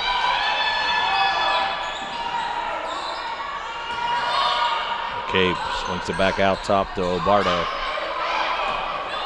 Cardinals trying to be aggressive in that zone. Long 3-ball and going to be out of bounds for the Cardinals.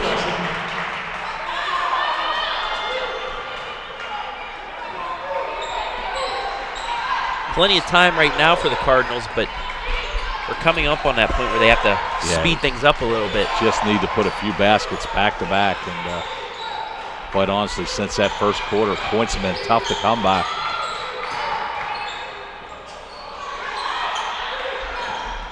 First quarter action, Cardinals had 20 points in the last 21 minutes. Haven't matched that total. Nice defensive effort by Jayla Bryant. Moore does a nice job of running the floor, and just maybe that can get the Cardinals moving.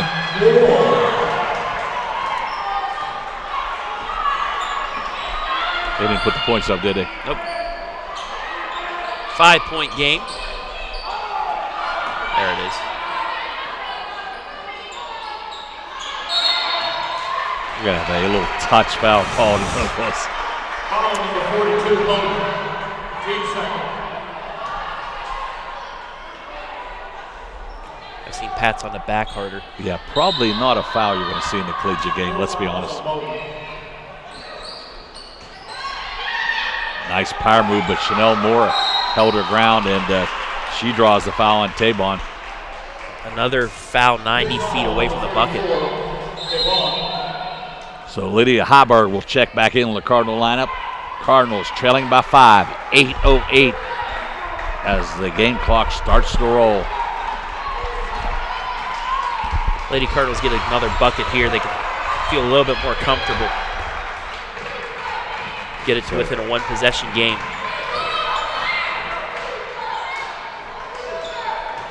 Moore in tight. She'll make the move. Nice move to the left hand, but good deflection there by Chanel Moore. Great job of keeping that basketball alive. So Jesuit with a second possession here. 20 on the shot clock. Bryant. Back to Callan, 3-ball. Oh, good. Just keep hoping one of those could fall and ignite the Cardinals, but right now, nothing doing. 1 for 6 from behind the arc. And Johnstown, Jamie Tabon answers with her 3, and huge swing there, Travis. Cardinals don't get the 3, and Pitt Johnstown back on top by 8. So the Cardinals certainly have their work cut out for them here.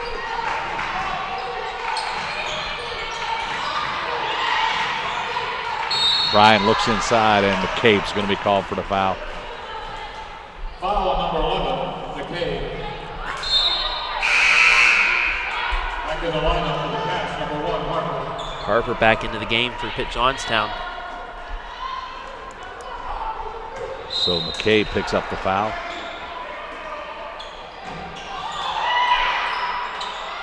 Cardinals get an easy look underneath. Wow. They don't come any simpler than that, Travis. Moore with the easy basket. Cardinals back.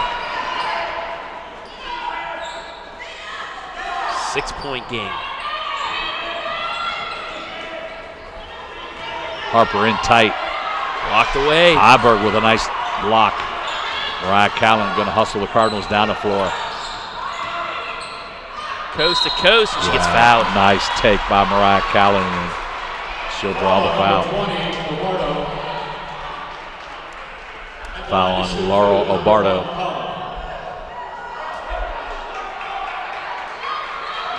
Callan 1 of 2 from the free throw line today.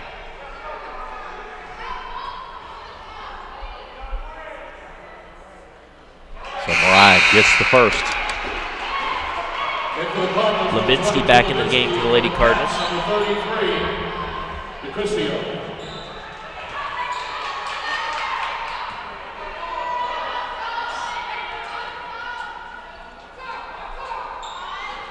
So, as I've said many times, Cardinals back to within 4. To seem like we can't get past that deficit. Lady Cardinals almost get the steal off the full court press. But fortunately, the foul is going to be whistled on Johnstown. That was whistled on 14, Anna Holland. So they do get the turnover. Cardinals might have got a little break there. So Coach Drehas is going to get the TO.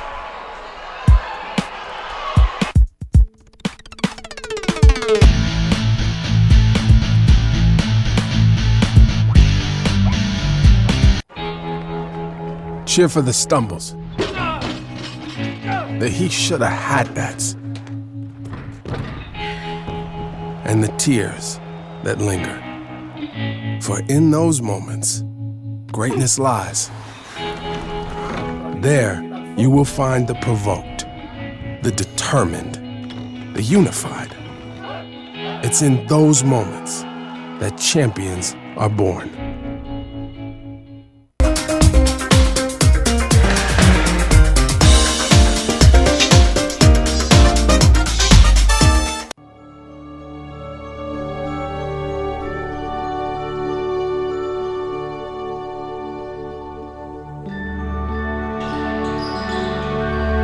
Lady Cardinals triggering in. Tay Lubinsky misses the chippy, and somehow she gets her own rebound. Yeah, thank goodness. Cardinals had a golden opportunity there to cut it to 2. 22 on the shot clock, plenty of time. Callan, nice little bounce pass, and Chanel Moore with the hoop. And finally, Cardinals back to within 2. Finally a one-possession game with 6 minutes left, plenty of time. Cardinals have gone back to the man-to-man defense. Bryant forces the deflection, and we're going to have a held ball. That's Cardinal basketball. Finally, Wheeling Jesuits playing like they have been. Yeah, just that 4-point margin. They just couldn't get underneath that deficit, and now they got it back to within 2, and certainly hope that bodes well for the stretch here. Mariah Callan with the basketball. Cardinals looking to tie or take the lead.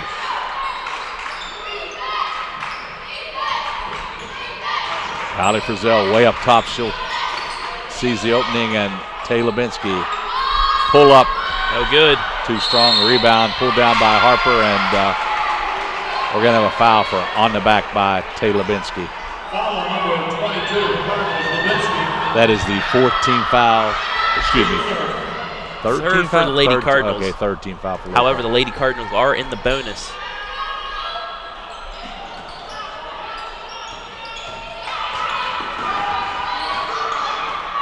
So Pitt Johnstown at the controls here, leading by 2. We're approaching the midway point of quarter number 4. Cardinals very active on the defensive end. Chanel Moore, nice job of running the floor. Just in and out.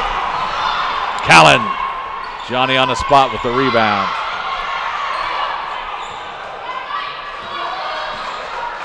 Lady Cardinals have missed a lot of easy shots, but their hustles Yeah. allow them to get the ball back. Yeah, you got to appreciate the hustle. Callan did a nice job of retrieving that basketball. Bryant is knocked to the floor. We're going to have a whistle. She's going to be shooting. Foul on the Caps, number 20, Eduardo. Team fifth. As in any close game, it's going to come down to the charity stripe, and an area both teams were lacking in the first half. So it'll be interesting to see down the stretch who can hit the big free throws. Both teams shooting under 50% from the charity stripe. We got some discussion here amongst the officials. Not exactly sure what it's all about. Could it be on the player who fouled? Media timeout. That being said, we'll take a break.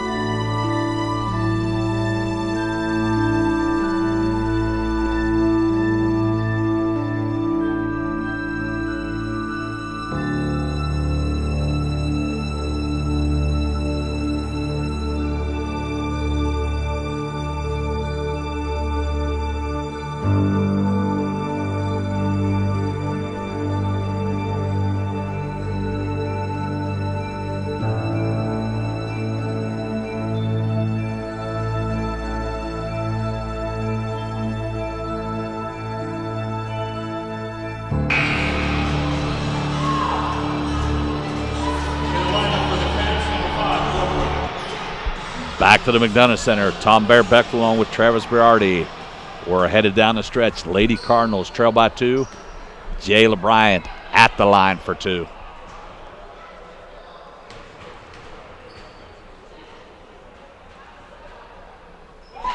Bryant gets the first.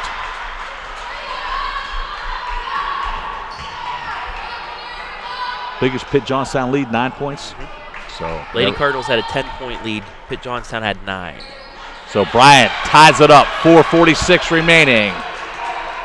New game. Brand new ball game. Lady Cardinals 8-1 on the campaign.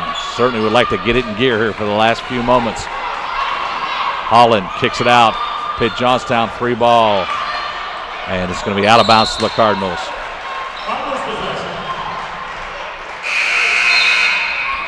Back in the lineup for the Cats, number 11, McCabe. So Olivia McCabe, who's been an inside presence for Pitt Johnstown, checks back into the lineup.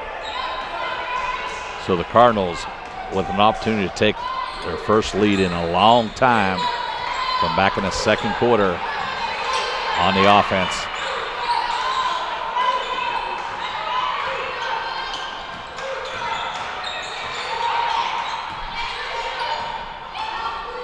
Cardinals a little weave action. Frizzell pulls up for the 3. No good. Rebound secured by Holland. So we're near the 4-minute mark. Quarter number 4. Lady Cardinals and the Mountain Cats knotted at 49.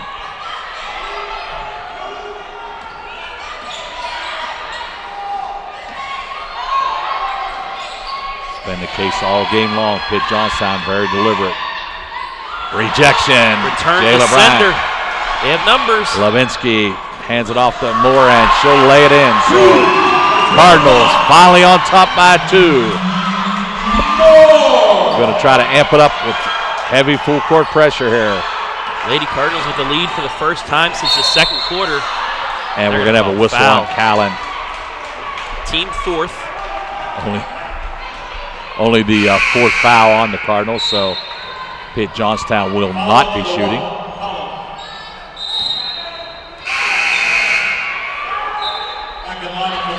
So we've got 3:27 remaining in this one.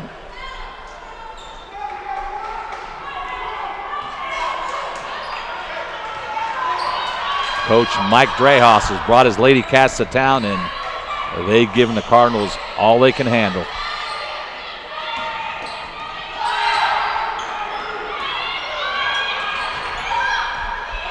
Mountain Cats, that's Descricio, looks inside to McCabe. McCabe, nice turnaround, and she's been extremely effective in that low post area.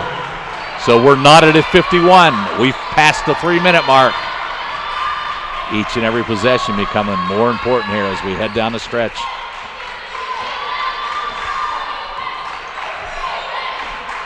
Ball in the hands of Bryant.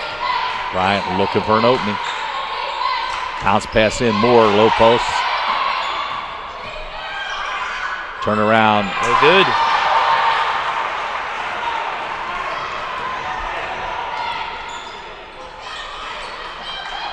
So the Lady Cats with an opportunity to go back on top here.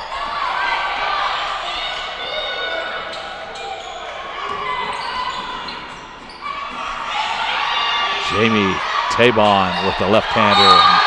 We're going to have a foul underneath.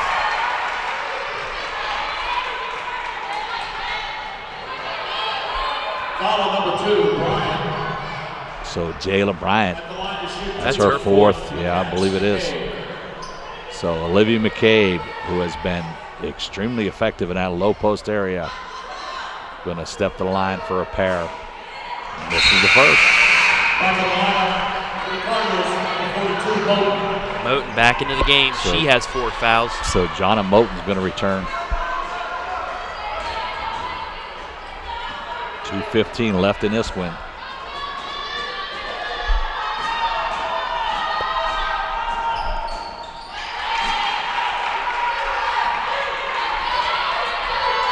So Cardinals trail by 1 as we head towards the 2-minute mark.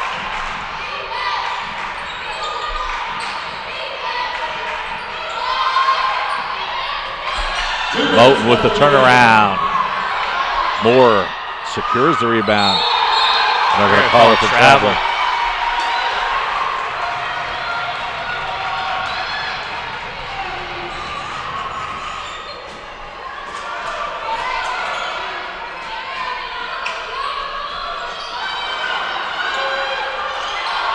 Cardinals staying with that full court pressure. So Pitt Johnstown, as they've been throughout this one, no hurry on the offensive end.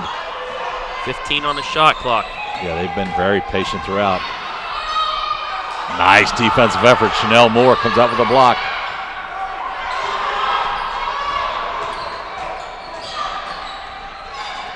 Bryant decides to reset the offense.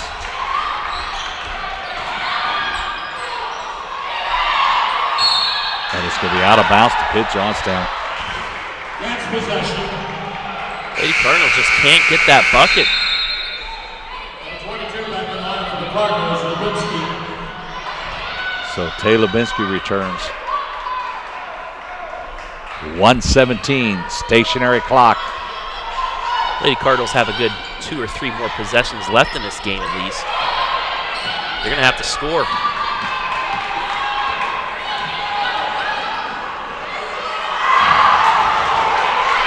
Lucky break there for the Lady Cardinals. Bryant down the lane. She's fouled. We're going to have a whistle. 1 minute. So exactly 1 minute remaining in this one. Cardinals trail by 1. Bryant with a pair at the line. Foul on number 14. At the line to shoot 2, Bryant.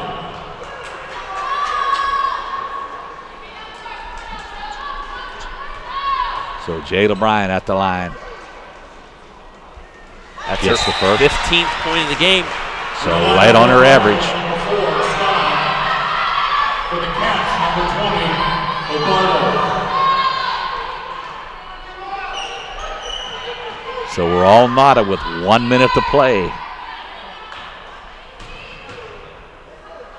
Bryant takes her time. And good, nice rebound. Nice hustle rebound by Lubinsky. Cardinals with a fresh shot clock can reset it. Coach Debbie Buff's going to get a timeout. Take a timeout.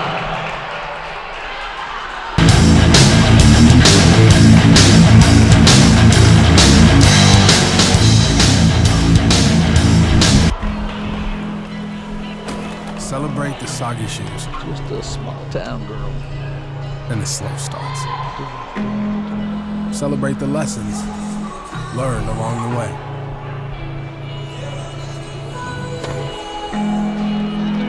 These are the wins. Not the shiny nail-biting. These are the last a lifetime kind.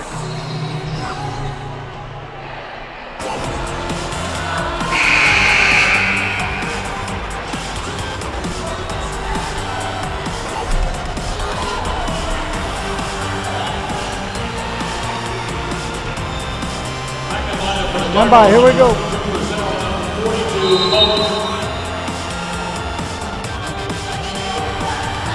Cardinals with the basketball. 52 seconds on a rolling clock. Frizzell and Moten back We're in all the game. knotted up. Moten from the elbow. And Moore with a nice rebound and putback. So Cardinals back on top by 2. Pitt Johnstown going to be a little bit more of a hurry this time.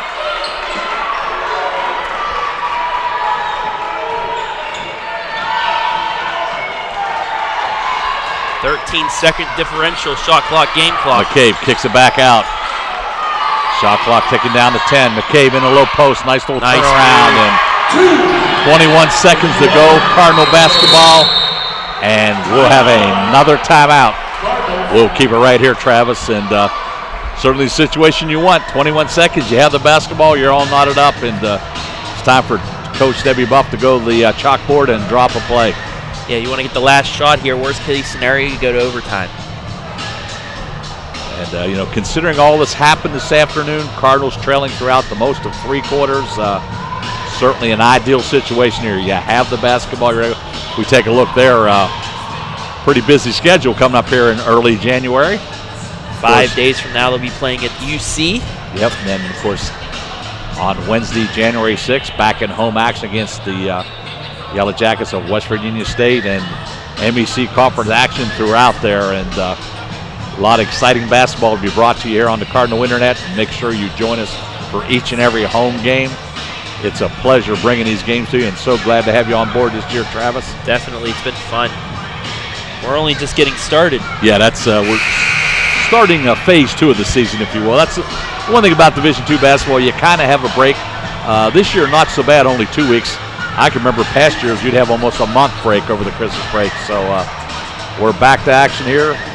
A little unusual last day of December game. Looking at the MEC standings real quick.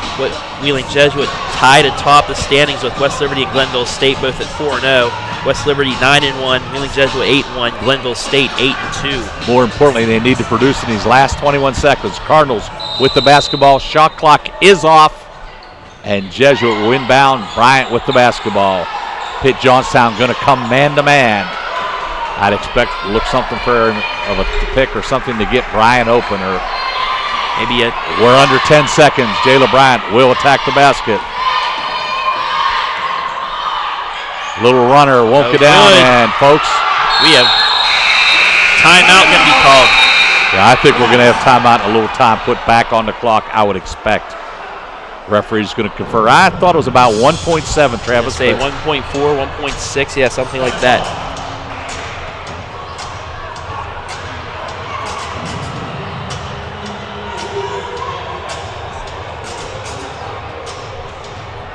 So the referees have confirmed, and we'll wait for the time to be placed back up on the game clock. It looked as though Bryant was looking for the drive and kick, but Pitt Johnstown played very good defense, kept on their... Travis, and you have a keen eye because they're going to put exactly 1.4 seconds on the game clock. So it's these glasses. It always amazed me, and my good buddy Denny will attest to this. Back in the day, there was such a thing called lag time. And by the time they tried to call a timeout, you allowed for a second. And then when you looked up and saw a second tick off the board, the game was over. But nowadays, we put tenths of a second back on the clock. One of my pet peeves, Travis, because throughout the game, a second expires many, many times. No mention in the last phase of the game. But in that case, it was a timeout, and indeed there was some time on the clock. So the Cats going to get an opportunity, if you will. They will inbound from half court, correct? That's right. That's right. NBA type rule here. As I said, Cardinals got away with it earlier. As I said, Travis, it's going to take a while for me to adjust to these new rules. Cardinals won a game against Notre Dame College out of Cleveland early in the year when the exact same situation. You get inbound from what, the 28-foot mark, is it? Yeah. And Coach Debbie Buff is actually questioning that because it was called in play instead of after a made bucket. But if you remember, that's exactly what happened in our game. So I'm pretty sure this is the correct ruling. Pitt Johnstown will have enough time for a catch, Johnstown going to have a catch and shot if they will. They have the look. Harper. No good. Cardinals get a break there. That's a good rule when you have the basketball, Travis. When you're on the defensive end, not such a good rule. So we'll go to a little overtime action. We'll be back in 1 minute.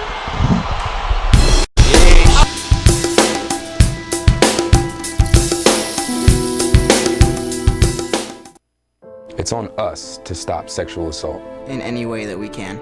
To get a friend home safe. To never blame the victim. It's on us. to stand up. To make our community safe for all. It's on us. It's on us to look out for each other at parties. It's on us. To be more than just a bystander. To step up and say something. It's on us, all of us. To stop sexual assault. Learn how and take the pledge at itsonus.org.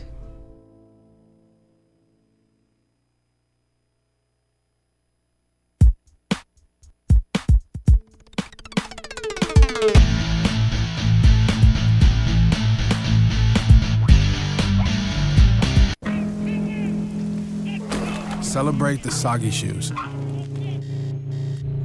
and the slow starts. Celebrate the lessons learned along the way.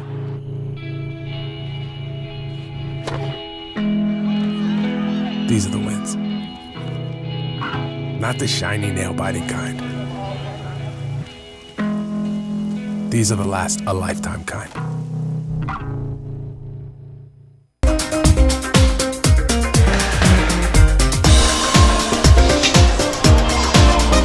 So a little bonus basketball from the McDonough Center. We're all tied up at 54. 5 minutes of overtime action.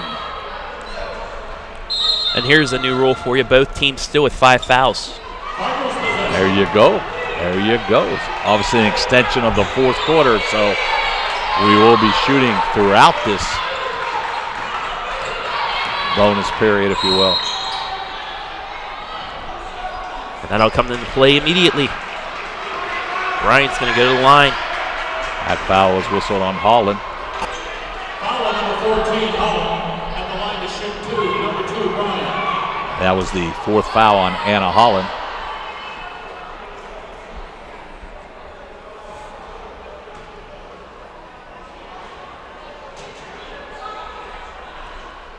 Correction, will be Moore going to the line. Foul away from the ball. Yeah, Bryant was dribbling, but so Moore steps up and calmly hits the first.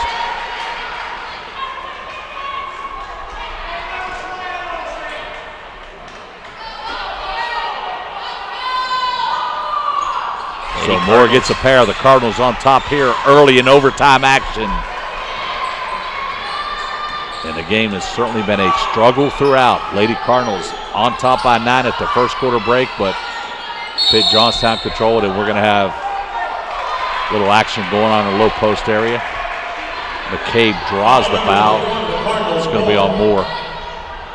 That's her fourth. Yeah, foul's certainly going to be an issue if we go much longer here, Travis. Okay, McCabe, what's her number? She's had a nice outing. 16 points, 10 rebounds. Make that 17, so double-double. Double-double for Olivia McCabe. Came in averaging just a shade under 12 points per game.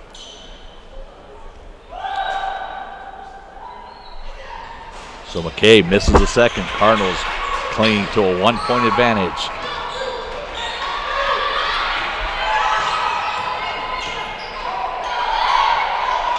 Levinsky up top for the Cardinals. She'll hand off, and Callan retrieves the basketball.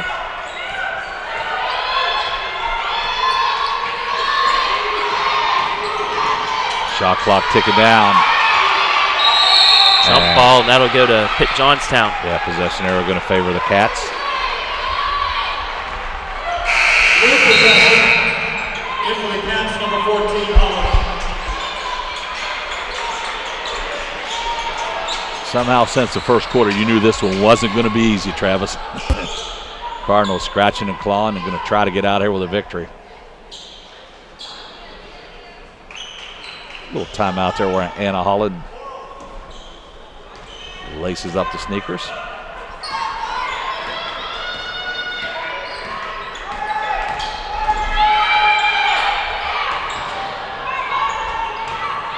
Okay, with the turnaround. She's been tough in that low post area. When she turns to the basket, it's like money. She is locked in. She leads all scorers with 19.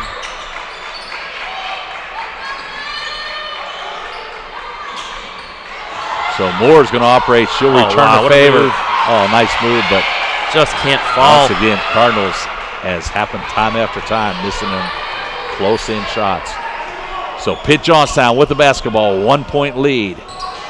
We're in overtime here at the McDonough Center.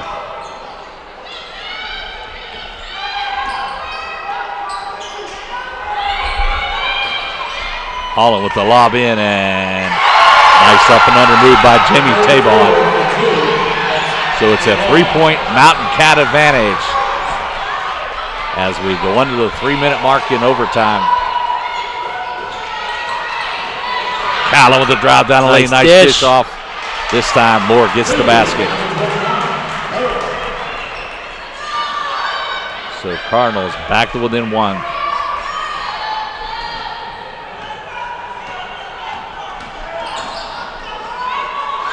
Deflection by the Cardinals. Moore with a nice job on the defense. Cardinals with numbers. Bryant. Offensive foul. That's going to be 5 on Bryant. Yeah, more importantly, and that's number 5 on Jayla Bryant. So the Cardinal all-conference performer going to take a seat on the bench. 2:27 remaining. Cardinals trail by 1.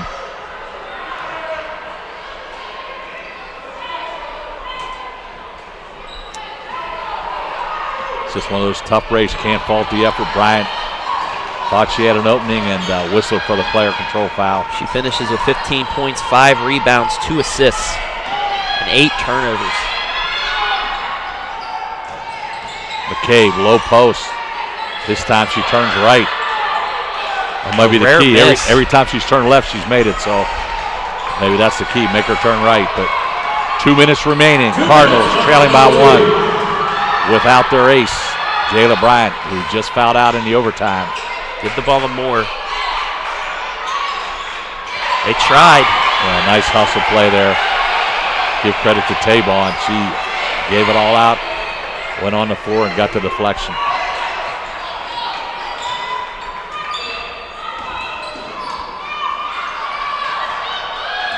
Holland going to try to look for a pick there from McCabe. Back out top. McCabe got that low post position. She turns and another miss. She gets her own rebound. She's going to have a foul whistled on Levinsky.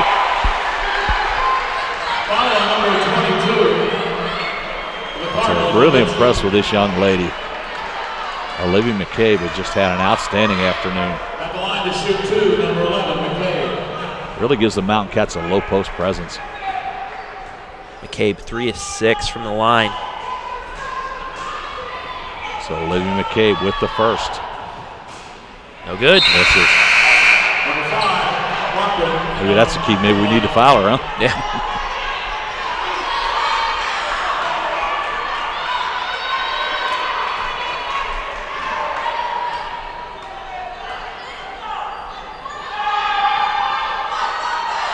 So McCabe in and out. Both. So the Cardinals, 1:18, clock rolling with the basketball. We're in overtime here at the McDonough Center. Oh my goodness. Control foul.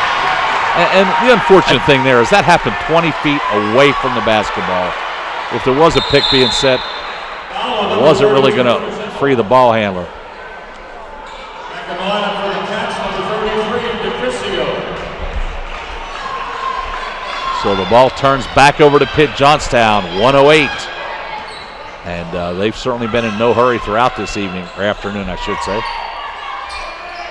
Tabon with the basketball. Oh, Moore almost gets a steal. Yeah, Moore with a deflection. Cardinals couldn't come up with the basketball. Shot clock ticking down to 10. 40-second difference. McCabe with the basketball. Tries to Stolen dump it away. off. Stolen by the Cardinals. We're under 40 seconds. Biggest possession of the game for the Lady Cardinals, and Coach Debbie Buff's going to get a timeout.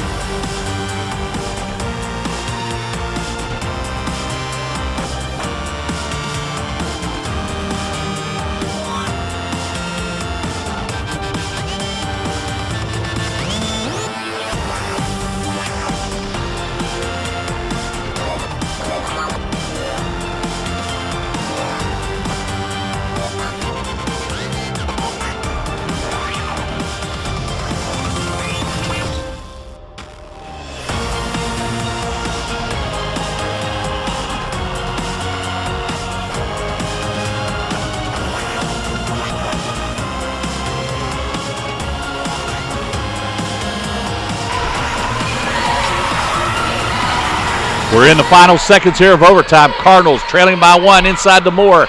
Levinsky thought about the three. Johnny Moten off the glass, too strong. Rebound pulled down, and Cardinals will foul. Going to send McCabe to the foul line. So the scenario, 16.2 seconds remaining. Cardinals trailing by 1. At the line to shoot 2, number 11, McCabe. So Olivia McCabe, who's been the star throughout the evening for the Mountain Cats, going to have a chance to step the charity stripe for a pair. She missed it. Short hands it. A little bit of alligator arms there, Travis. Lady Cardinals know who to foul. So McCabe with a second opportunity. Right on target. So 2-point. Timeout, Cats. And the Mountain Cats are going to take a short timeout. We'll keep it right here, Travis. And 16.2 seconds. This game certainly hasn't lacked for drama. Not at all. Both teams out to a 9-10 point lead in this game. Jesuit making the comeback late. Of course, the Cardinals are going to have to do it here without their all-conference performer, Jayla Bryant, fouled out in the overtime. So Coach Buff's going to have to drop a play, and the Lady Cardinals, despite only shooting 33% from the field, Lady Cardinals still have a shot here. With the ball down 2, they can take the last shot if they have to. However, they haven't made a three-pointer since early on in the first quarter.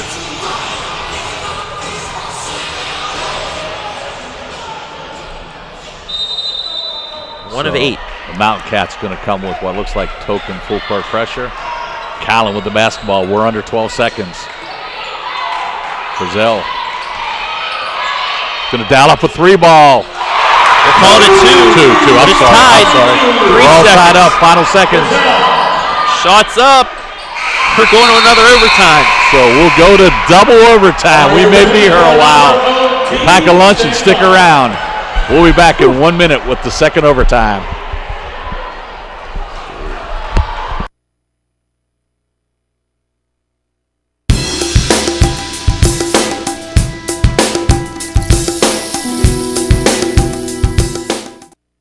It's on us to stop sexual assault in any way that we can. To get a friend home safe. To never blame the victim. It's on us. to stand up. To make our community safe for all. It's on us. It's on us to look out for each other at parties. It's on us. To be more than just a bystander. To step up and say something. It's on us, all of us. To stop sexual assault. Learn how and take the pledge at itsonus.org.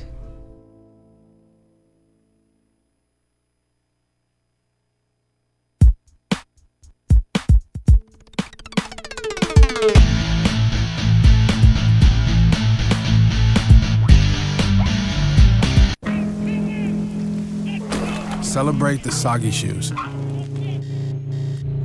and the slow starts. Celebrate the lessons learned along the way.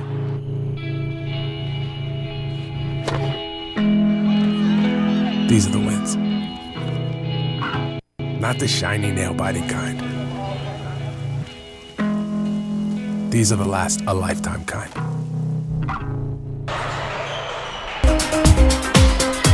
We're set for the tip-off in overtime number 2.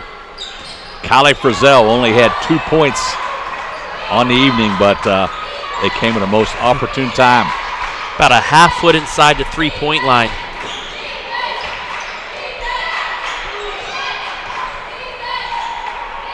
Moten inside and Levinsky. There it is, finally. So the Cardinals haven't had a triple, but that one came at a great time. So Cardinals on top by 3. We're in overtime number 2 here from the McDonough Center.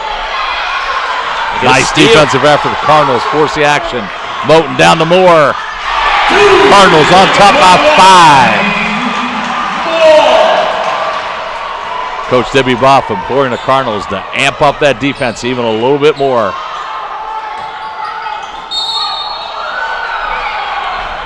Those are the ones that kill you. 40 feet from the basket. That'll be her 4th.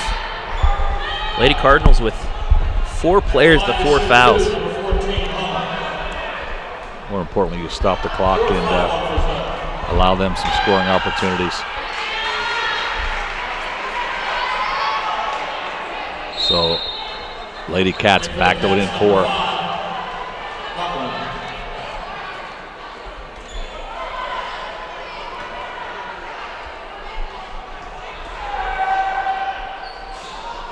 So off the mark, Harper out of bounds to the Cardinals.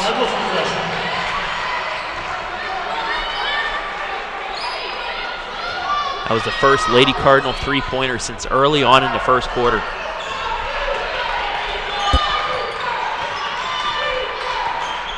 So Jesuit with a 4-point lead. Moore going to try to operate. Kicks it over to Levinsky. Still 10 seconds on the shot clock. Kala drives in, and she's going to be called for the charge.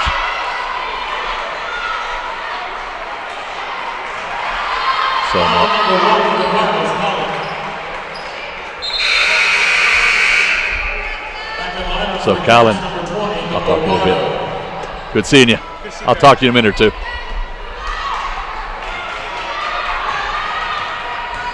So Cats with the basketball.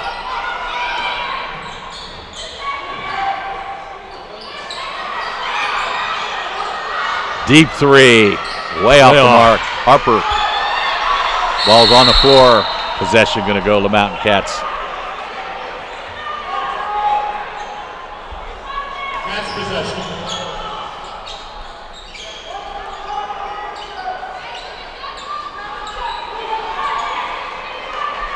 So we're going to have a little discussion here. I think it's about the shot clock.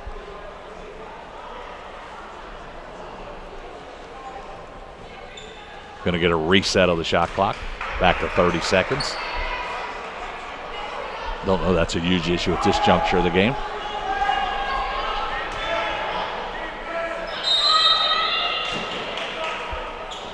Stolen away by the Lady Cardinals. Especially when they turn it over in 1 second. Callan. Levinsky brings it back out top to Frizzell.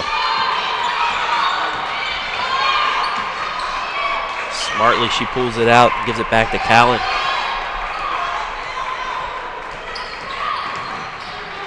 Callan with a spin move, pull up.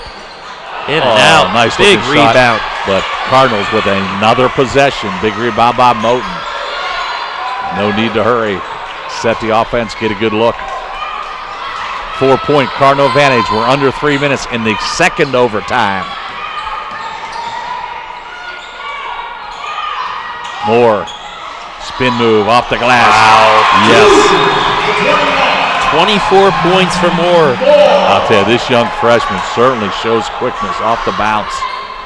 That was a nice move by Chanel.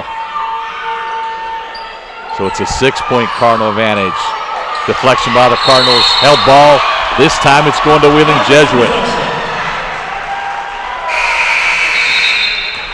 In the lineup for the Cats, number 11, McCabe. So Olivia McCabe returns for the Mountain Cats.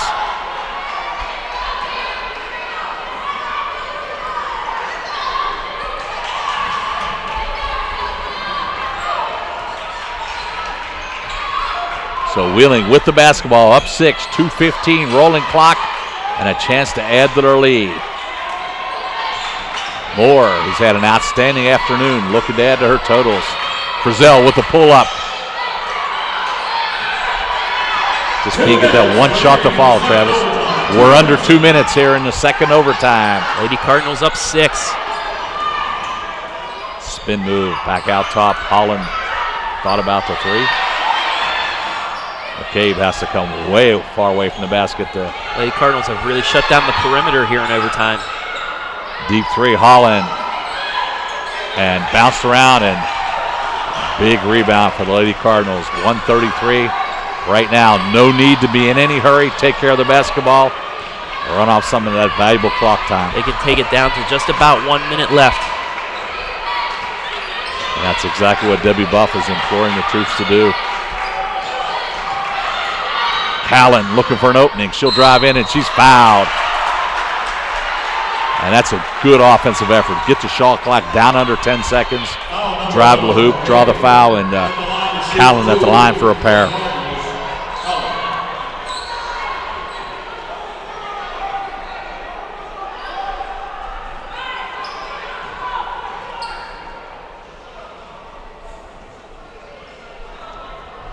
Not sure what's going on here.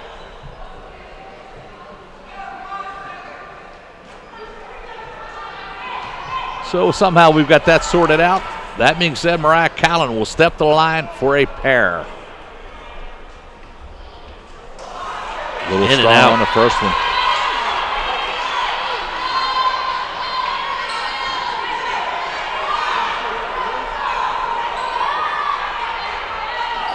So Mariah gets the second.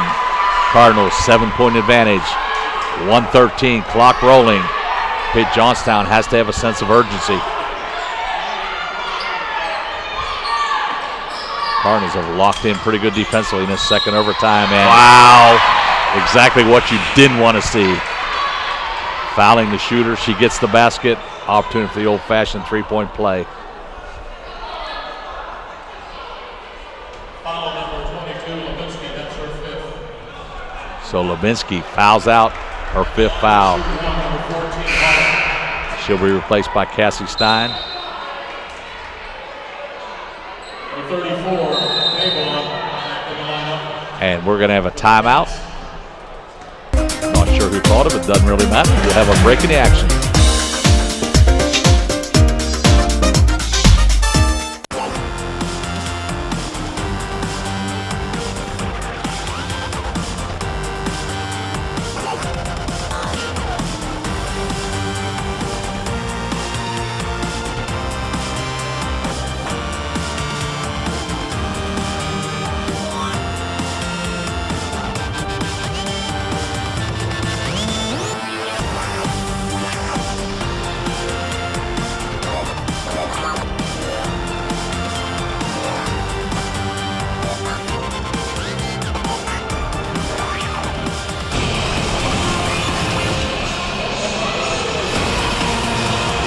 Back at Jesuit, second overtime. Cardinals leading by 5.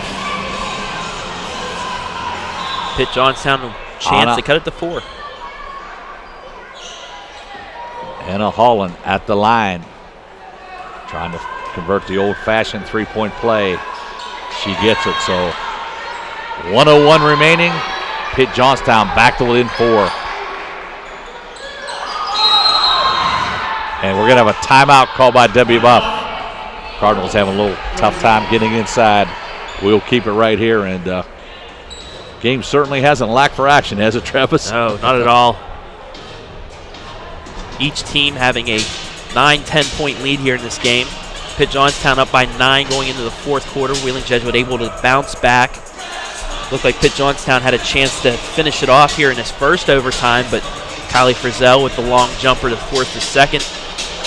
And the Lady Cardinals really pulled out to an early lead here in the second overtime. Now they're trying to hold on. As you would expect on a Division II NCAA level, both teams have fought hard, and it's going to be a shame which team comes out of here with a loss today, because both teams have certainly worked hard for the victory, but only one team going to come out here with the big W. So Jesuit on top by 4, 1:01 remaining. Need to take care of the basketball and hit some foul shots. 68-64. Callan going to beat the press. So we're under a minute. They can run it down to 30 seconds. Callan electing to stay out front. Frizzell going to attack the basket, and she's fouled. So Frizzell, who came up big in regulation with that huge basket to force the overtime, going to have a chance to step the charity strike with 36.8 seconds, and Anna Holland has just fouled out for the Mountain Cats. And in the lineup for the Cats, number 33, DeCrisio. So Kayla DeCrisio checks in the Mountain Cat lineup. Frizzell gets the first.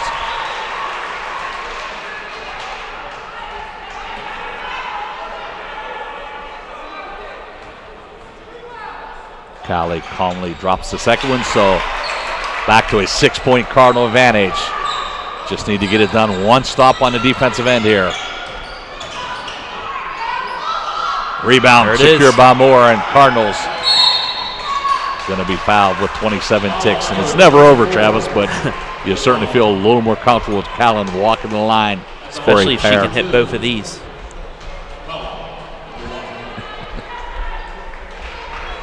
So 6-point Cardinal advantage. We are in the second overtime. What's been a very entertaining game, to say the least. Callan gets the first.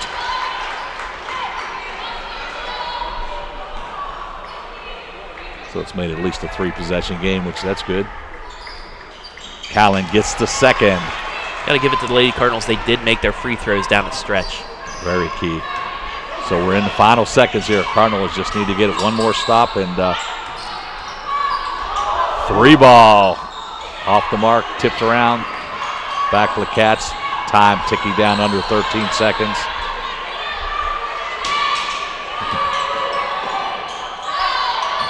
And we're going to head to the final 5 seconds here. No foul. Let him go. It's meaningless, but it drives me nuts. Yeah. You're up 8. No reason to foul.